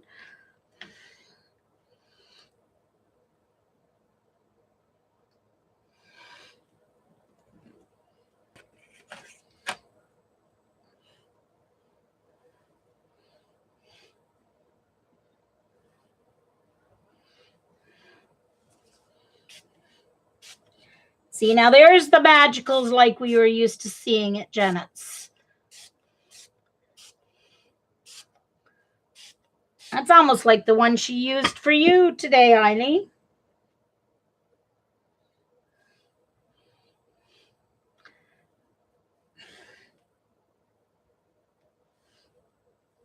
Oh, okay. It's kind of in between, like too much and not enough.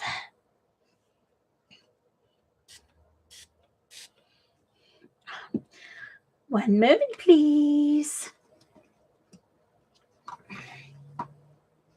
And I have to do the same thing. Let's wet another piece of Terraskin. I should have spread it with my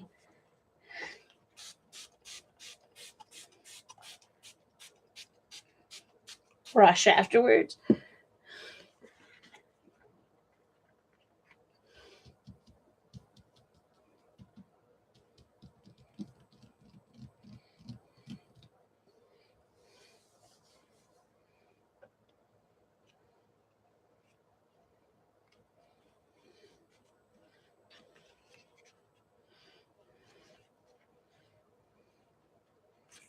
Ooh.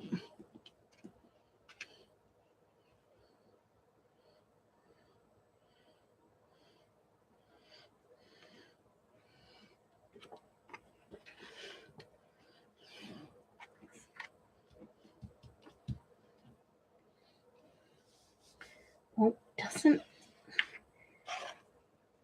Okay, hold on. See that Terraskin paper? It's not going to absorb and pick it up. One moment, please. I am going to grab a piece of B watercolor paper. Whoops. I'm running out of space. Okay, ran out of space a long time ago.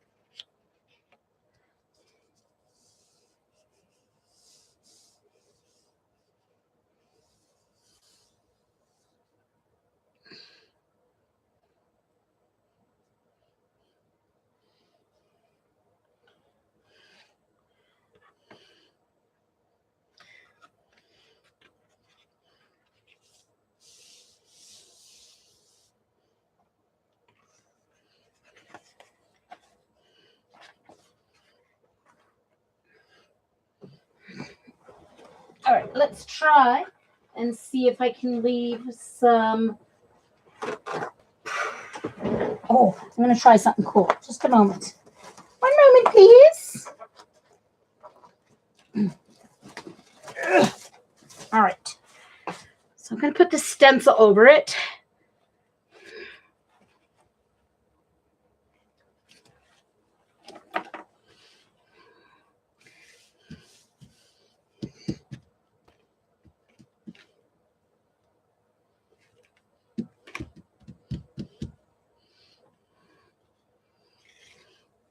Okay, let's see what happens. I hope it stays down on the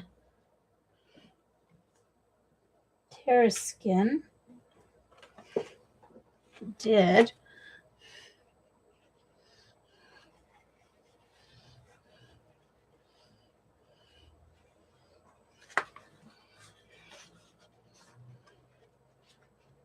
I should have done it onto the watercolor paper instead of just a paper towel. That's what I should have done.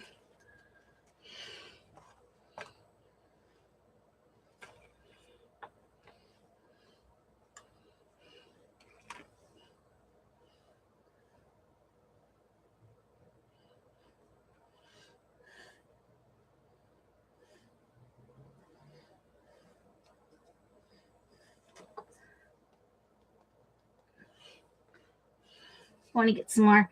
Got to get some more color on it because I picked up. I guess it's just one of those things, like Janet says, you have to leave it to dry.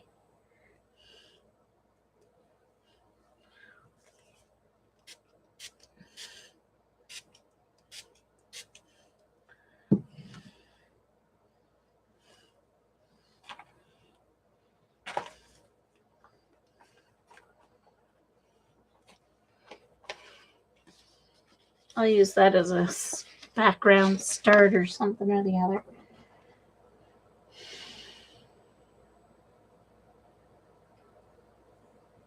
Let it percolate. All right, let's see. I need something over in this corner. What's this one called?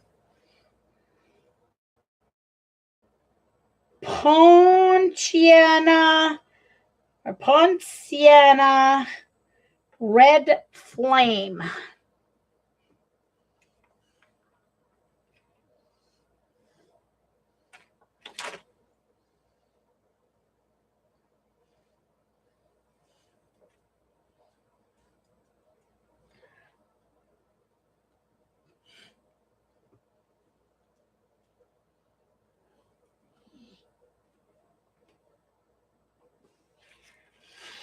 Did I get that wet? No.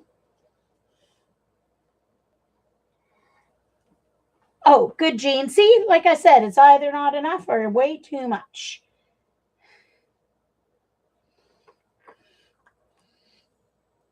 It's red flame, all right.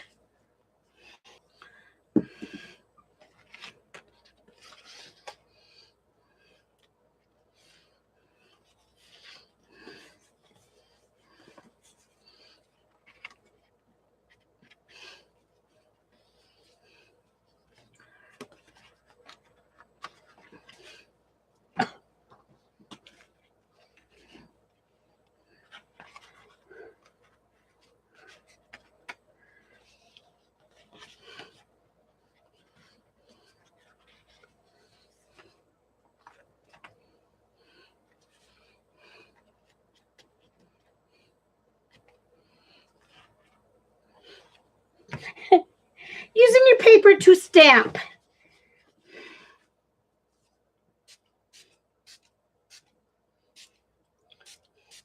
Got some color on there. I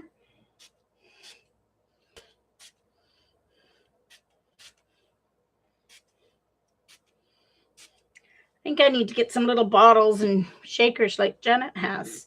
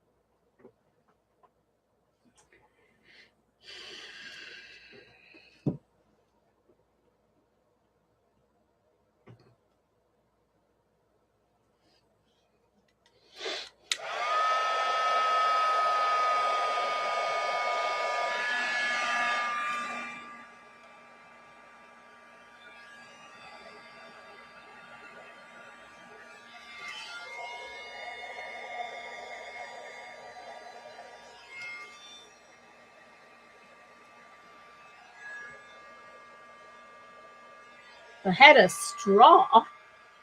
I would blow them around, blow it around.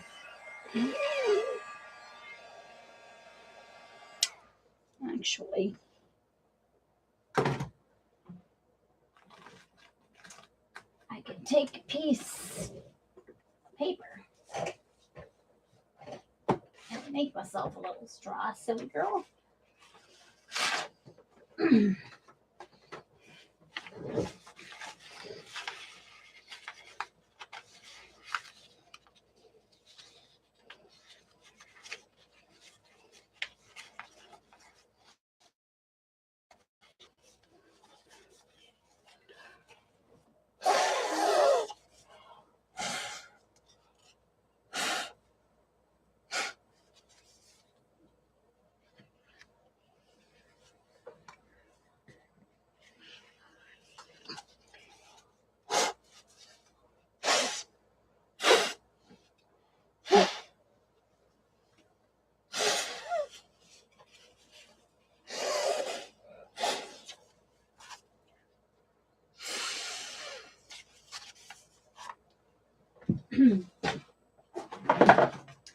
play you all a little tune. Well, if I get my chanter reed in the proper spot, I can play.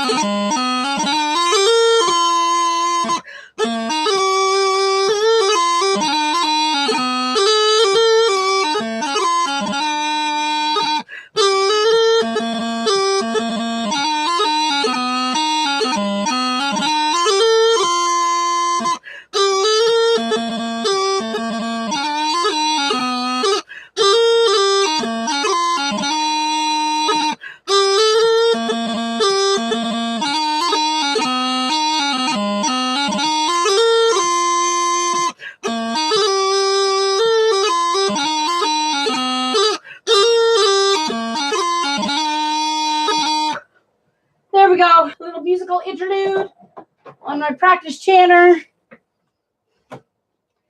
Hello, potato. Tomato. Ah, hi, Lena.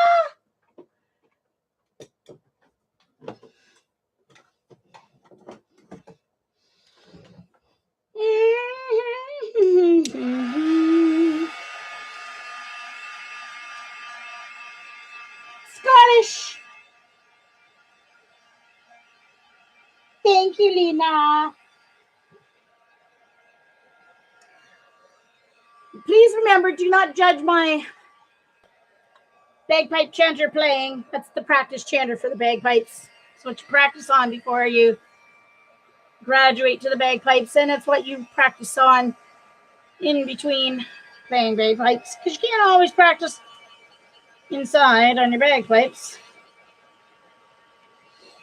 So it's called a practice chanter.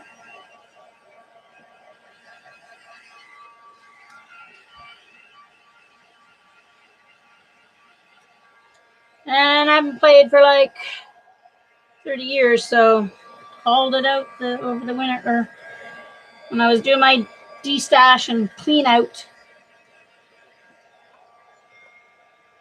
So some of these have mica in them. There's red there that has mica. It's hard to see on screen, as you know, especially when it's still wet in places.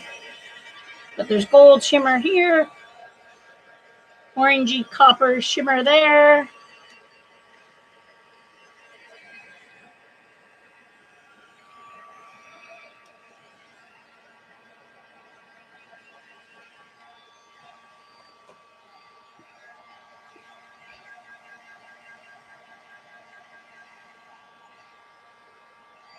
Yeah, I hate drips.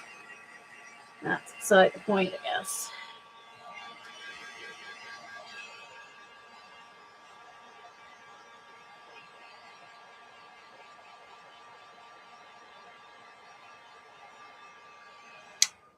Oh, Ian, bagpipes do.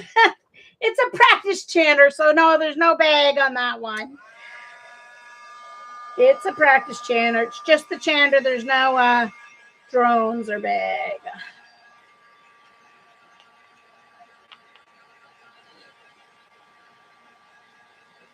Smaller, it's not as loud.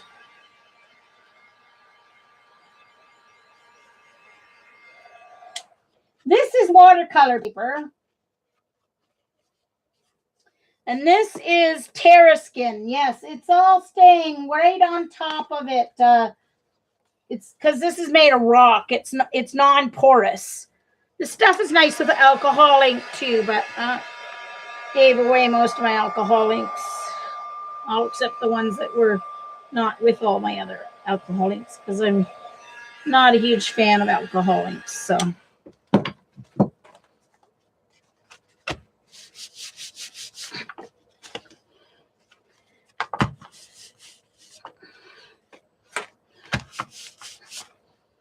Because I'm not a very patient person waiting for it to dry. So I'm helping it along.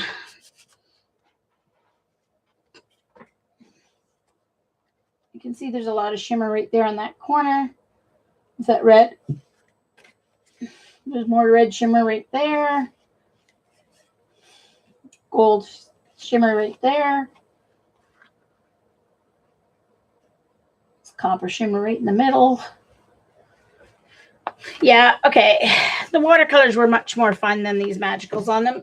That's good. I may give away my magicals.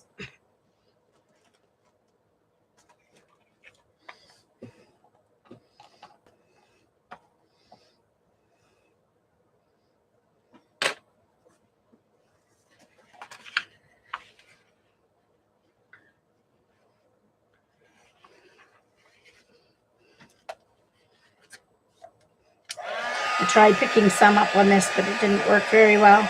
So this is another piece of Terra skin.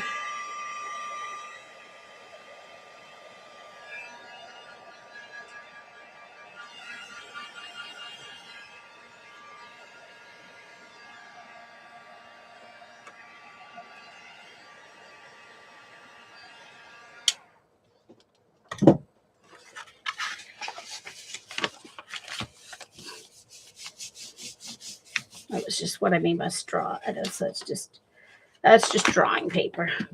That's okay. I'll use that for something. All right. So what else did I want to try? I'm not even going to bother trying the Strathmore or the marker paper with magicals because I'm just not liking at all what's happening with the magicals or the micas. So forget those. I may just give them away.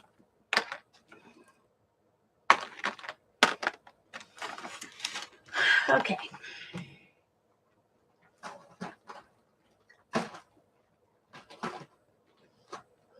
They're not like their magical formulation are right now.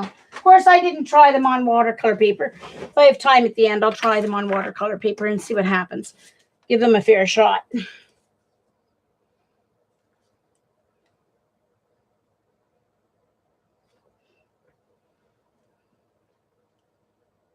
Uh-oh, that's the little... Better put that in there.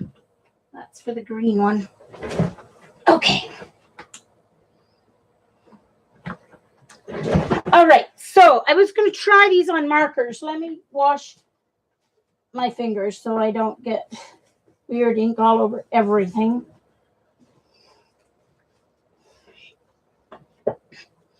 So I'm going to try the alcohol markers and other markers on the marker paper.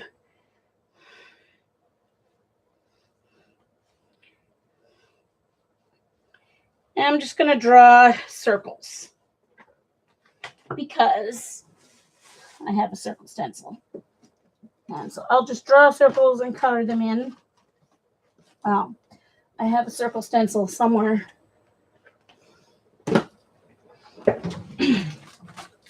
Oh, I actually put it back where it belongs. Ha! How unusual is that? All right, my alcohol markers are right here behind me. Except there's stuff piled in front of them now.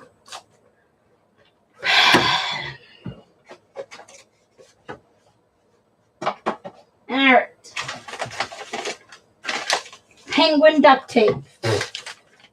Not quite sure how I ended up with penguin duct tape, but anyway. Guess it was on sale somewhere. Okay. All right. Got my Touch 5 markers.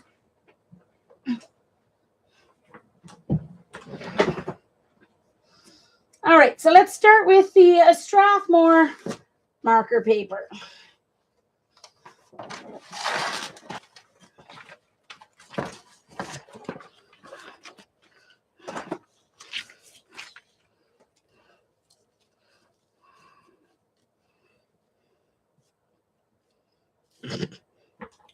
I guess there's still stuff on my desk. Oh well. All right.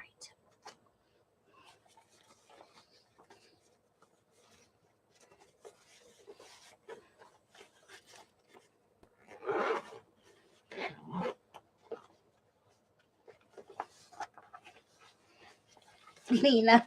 All right, so this is my 80 pack of my Touch 5 markers from Amazon, similar to the Hoo Hoo Hero, probably same company, just except I got the, whoo, now that's bright.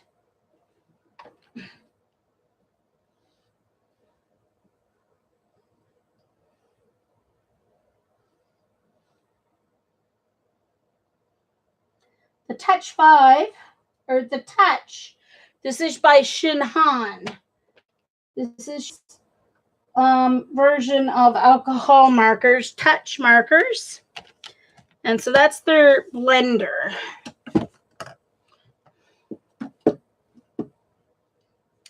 So let's start with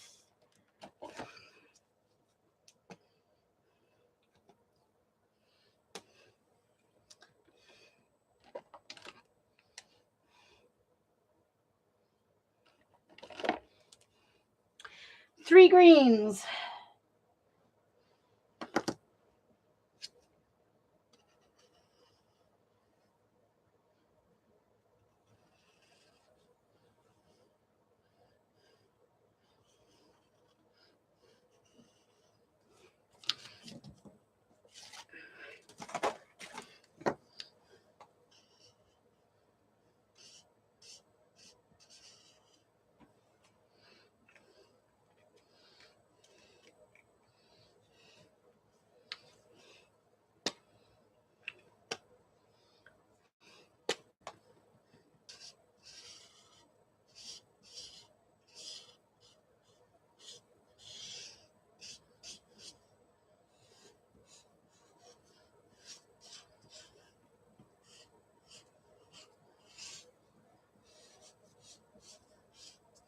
Obviously, I'm no pro at these alcohol markers. I did a coloring page with them actually, and it turned out fairly nicely. And I did it just on regular cardstock. So this is my first attempt. Obviously, I did too many.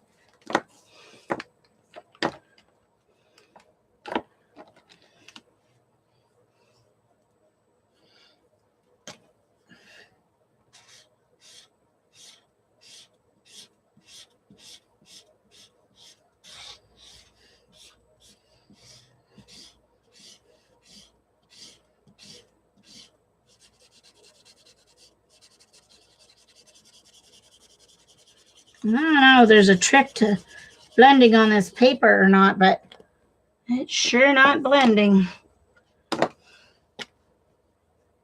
Oh, keep opening the wrong end.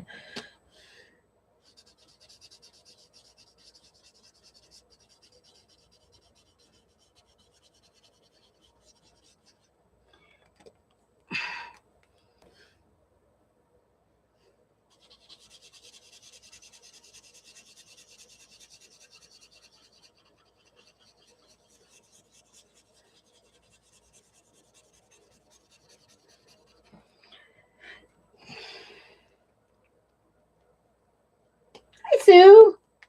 I'm just playing around today. Playing around with markers and marker paper and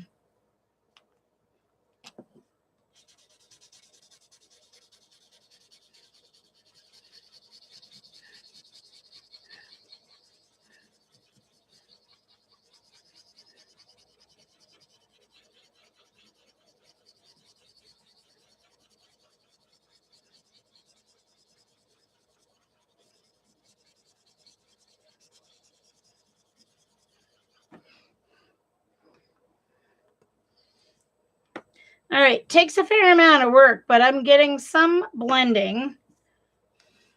Finally. Oh, I keep taking off the wrong. No, take the side off, Jean, that has the label on it.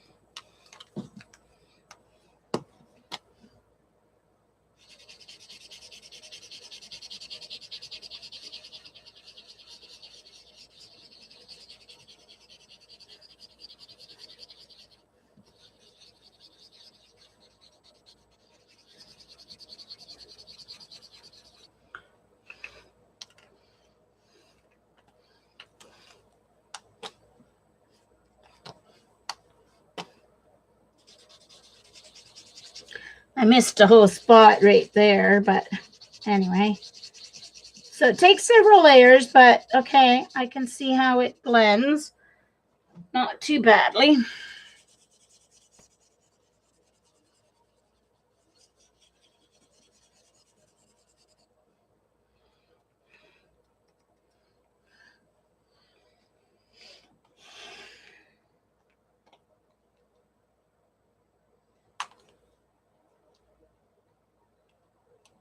Very nice to you is Sue. That's how I remembered when I first met her. Very nice to you is Sue. And actually, this would probably go this way because... So let's do one other color combo here. See how it works. Oh, before I do that, I want to see what happens with...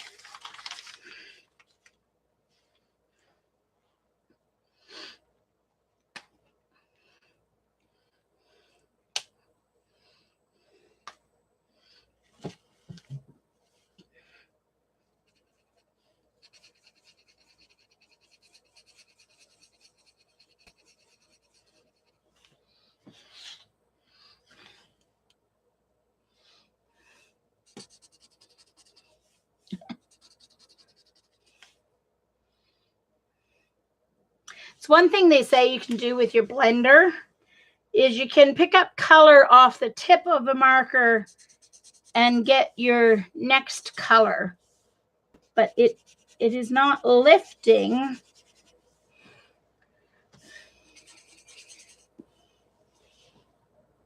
A little bit maybe. Okay. I might actually use that in my next. All right, let's see what 3 colors I've got that will be good to blend.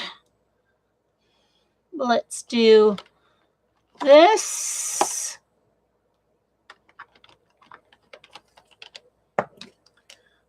$37, 35.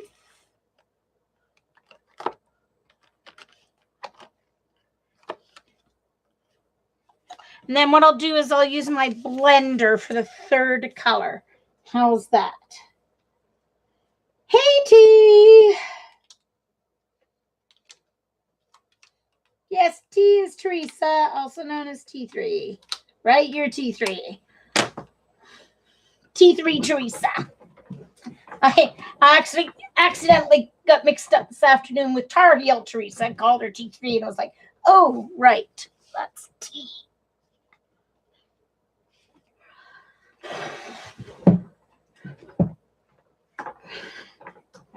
Sorry, I'm just trying to... Something is stuck underneath my chair and I can't get it rolling. So I can't get comfortable.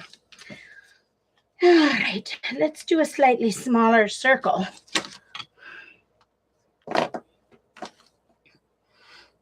And let's try a black Micron pen.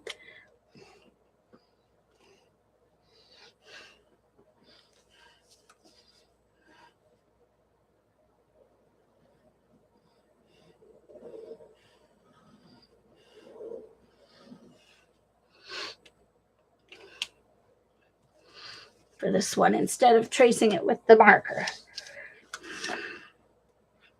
Okay, now you can see that spot has lightened up where I used the... It has lightened up where I used the blender. So it doesn't show up until it dries. So took a fair amount, but I did get some okay blending. I mean, I'm not a pro at alcohol markers at all. So if I get blending at all, it's a miracle.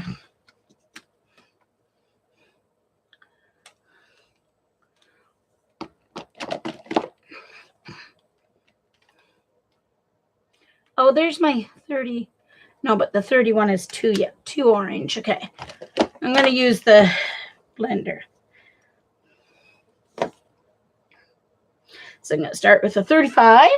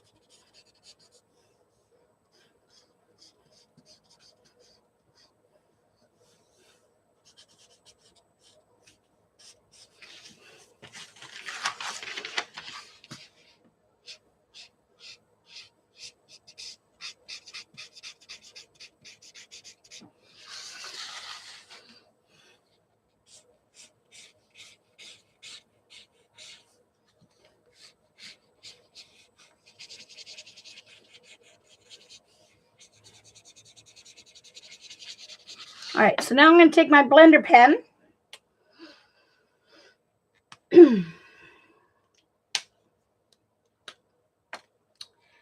And tip, chisel tip to chisel tip.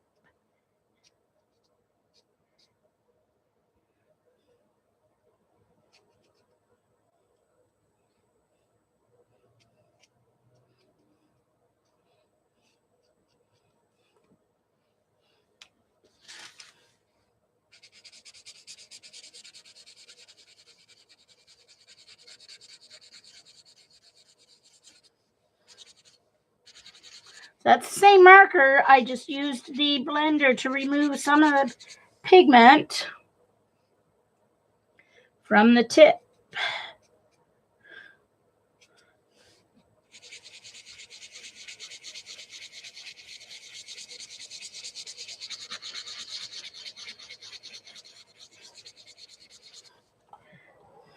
Made it very scratchy though, not very smooth. So let's go back to dark. Oh, just lost a brush or something off. This is my darkest color.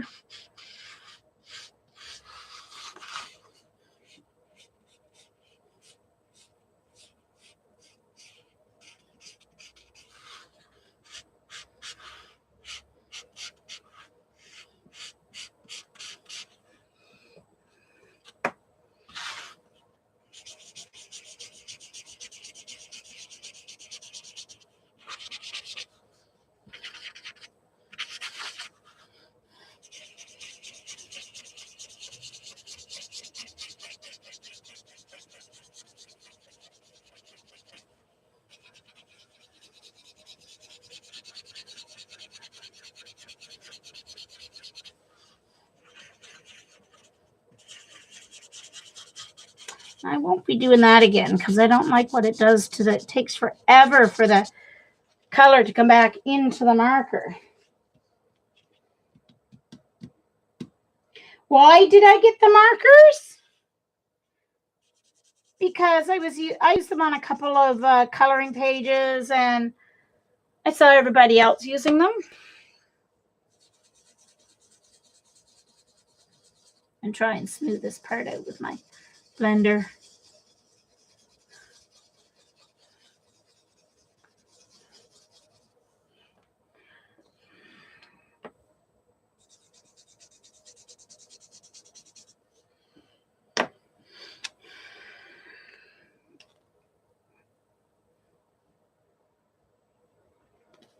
Sure, I put the right.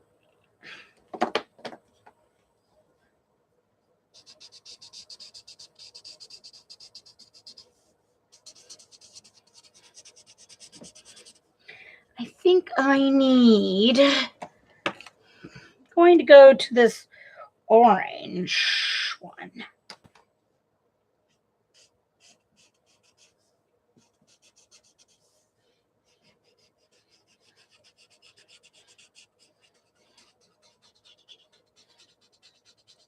For my darkest shadow here, I think. And I went outside the lines there at the bottom, but oh well, you know.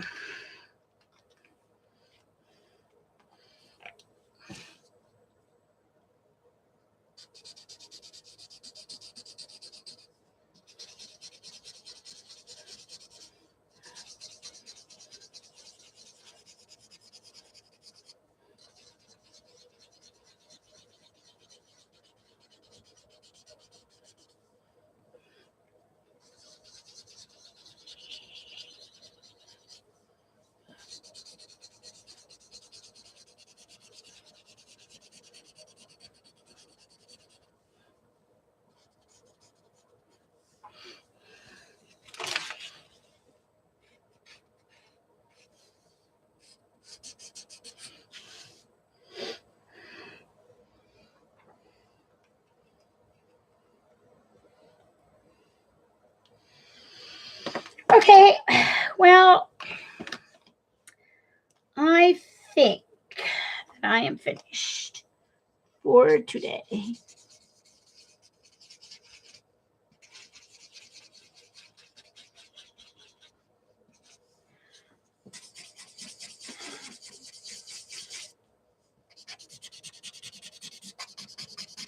I'm just trying to color out the, maybe this one was just drying out anyway, but it didn't seem to when I did that first round color. But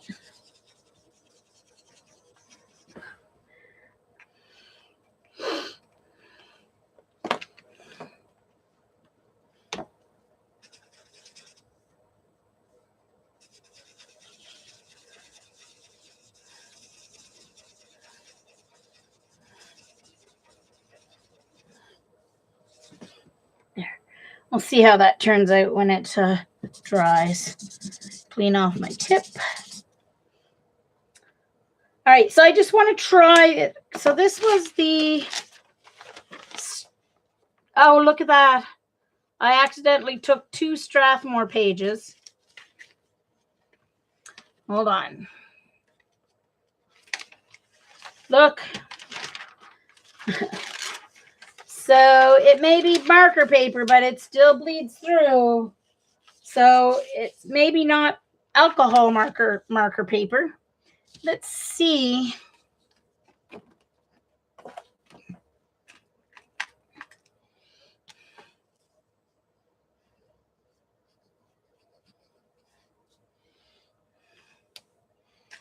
I don't know. I don't write enough on paper with these, with technical markers to know if there's any difference.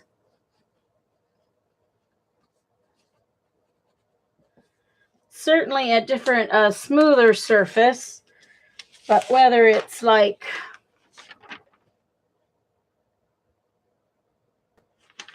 any better, I don't know.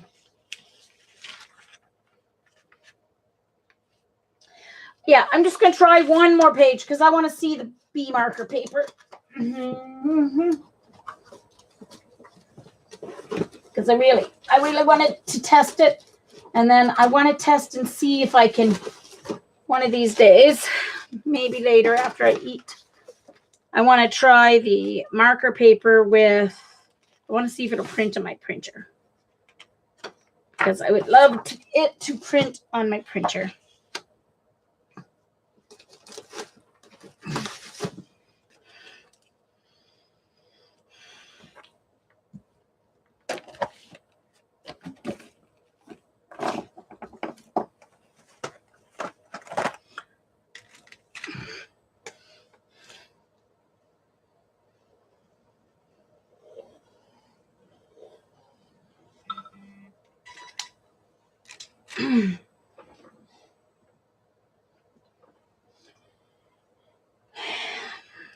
All right, let's make sure I only have one sheet.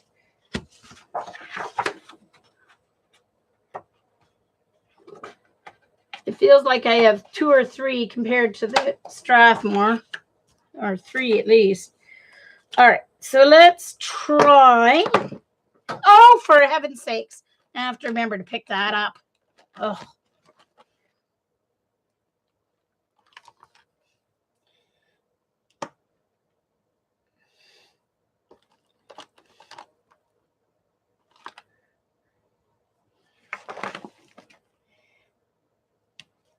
That's strange.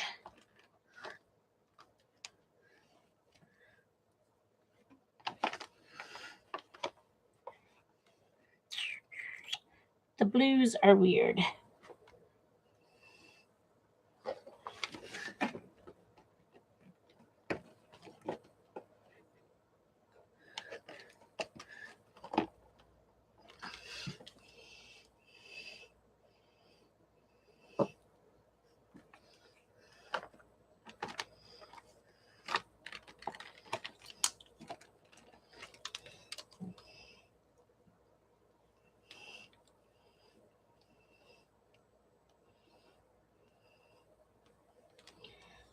There's 61, 65, 67, 63.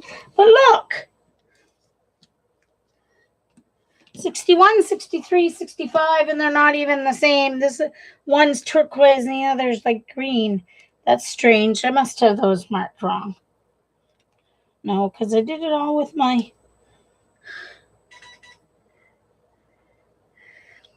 Anyway, weird.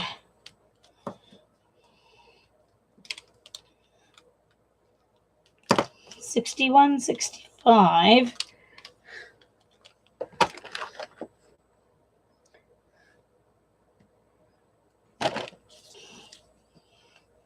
I'm going to try that 53 with them.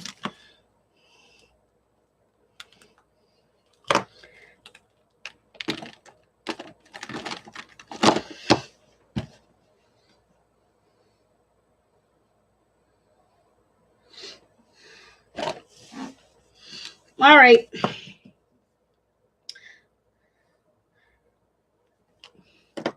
I'll start with my medium color this time because I think that works better.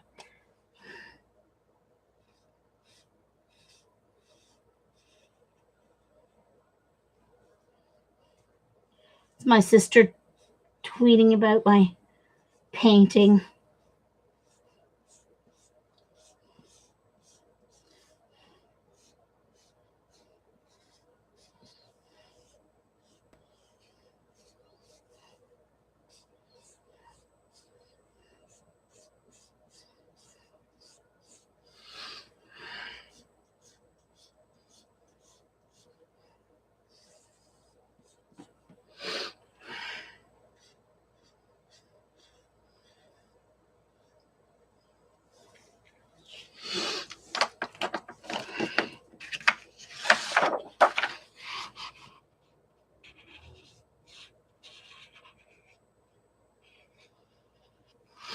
Well, like, it's easier to do this kind of thing if you're not doing something quite so random. If I was coloring a coat or something, but anyway.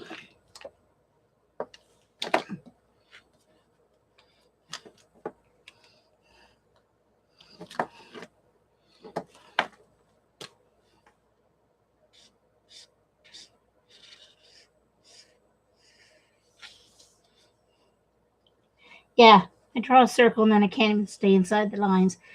It is not bleeding outside the lines. I'm just not staying in the lines.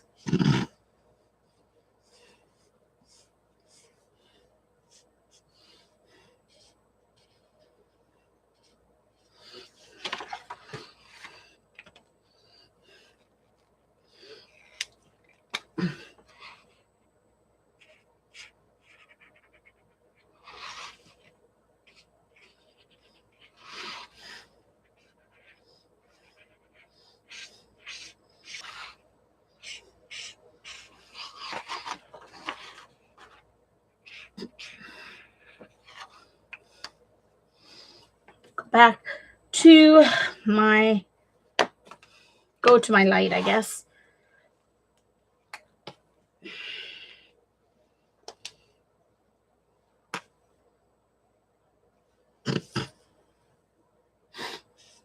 I don't know, Eileen. This one's like very blue. So I'm going from green to blue for my blending. But anyway, I need to swatch them again on marker paper. I've got my stamps ready to cut that I designed for swatching.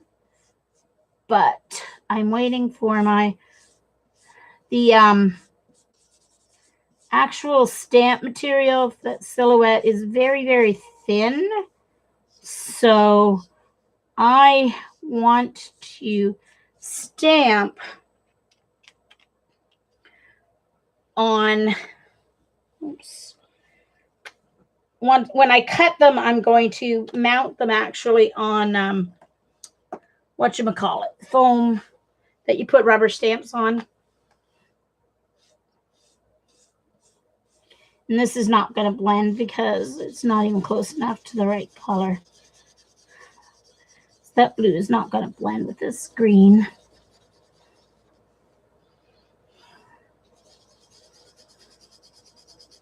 I don't think. We'll see when I get down to the next coat.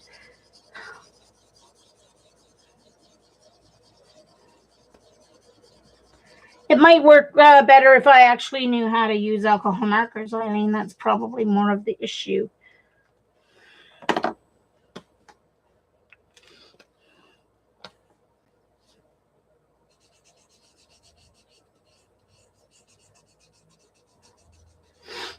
So now I'm going to go dark to light one more time. See if I can get it.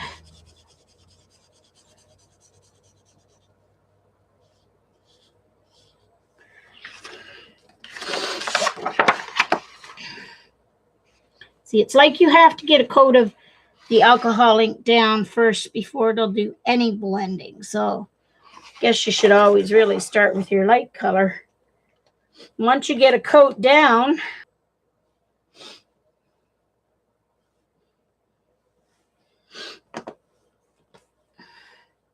is this the right one? Yes.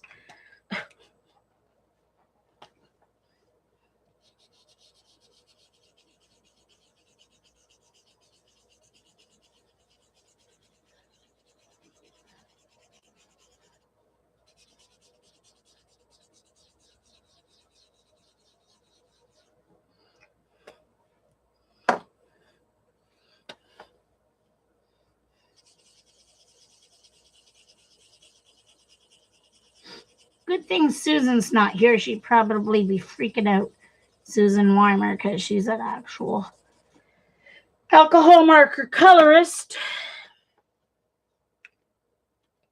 She'd probably be pulling her hair out.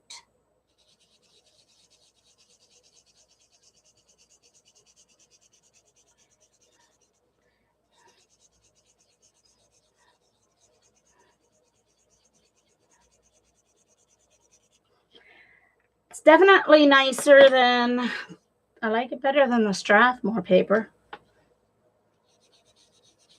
Not sure if it's going to be bleeding through. Probably is, but. Oh, for goodness sakes.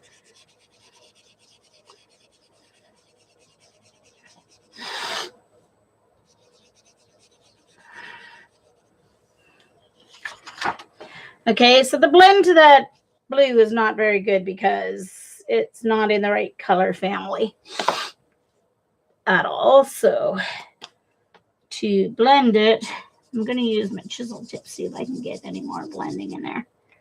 No, or my other tip, bullet tip. Let's see if I can. One more round will get it any nicer or not.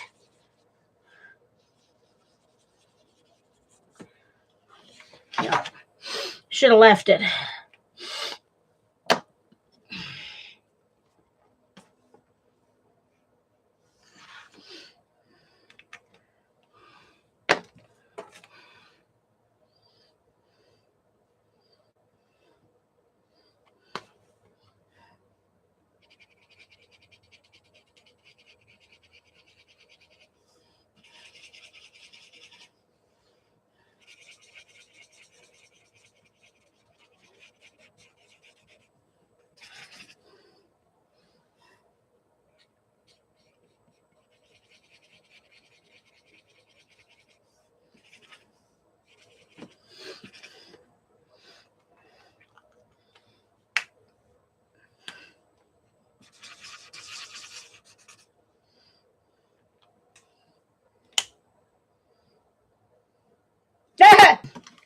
Yeah.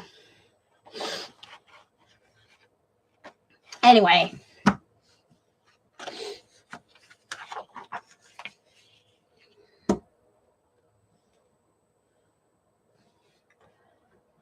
So,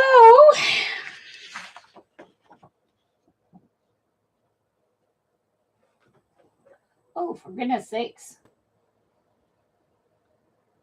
There we go. You guys can't even see at all.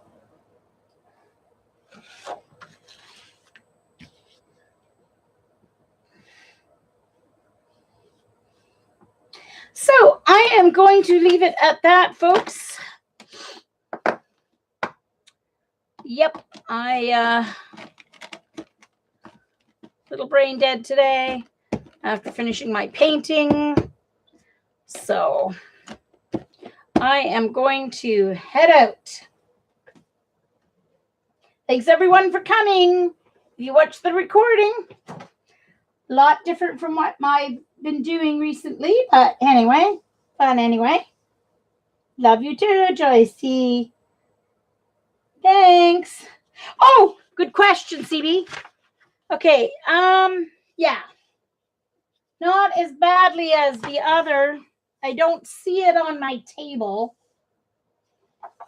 I should have had another piece under it, but certainly not nearly as bad as the other. But I put a lot of ink down there.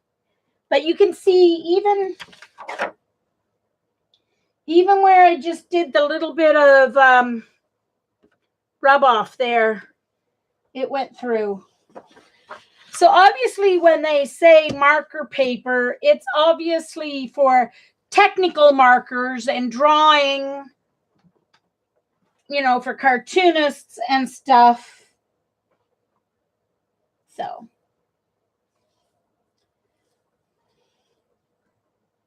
thanks everyone.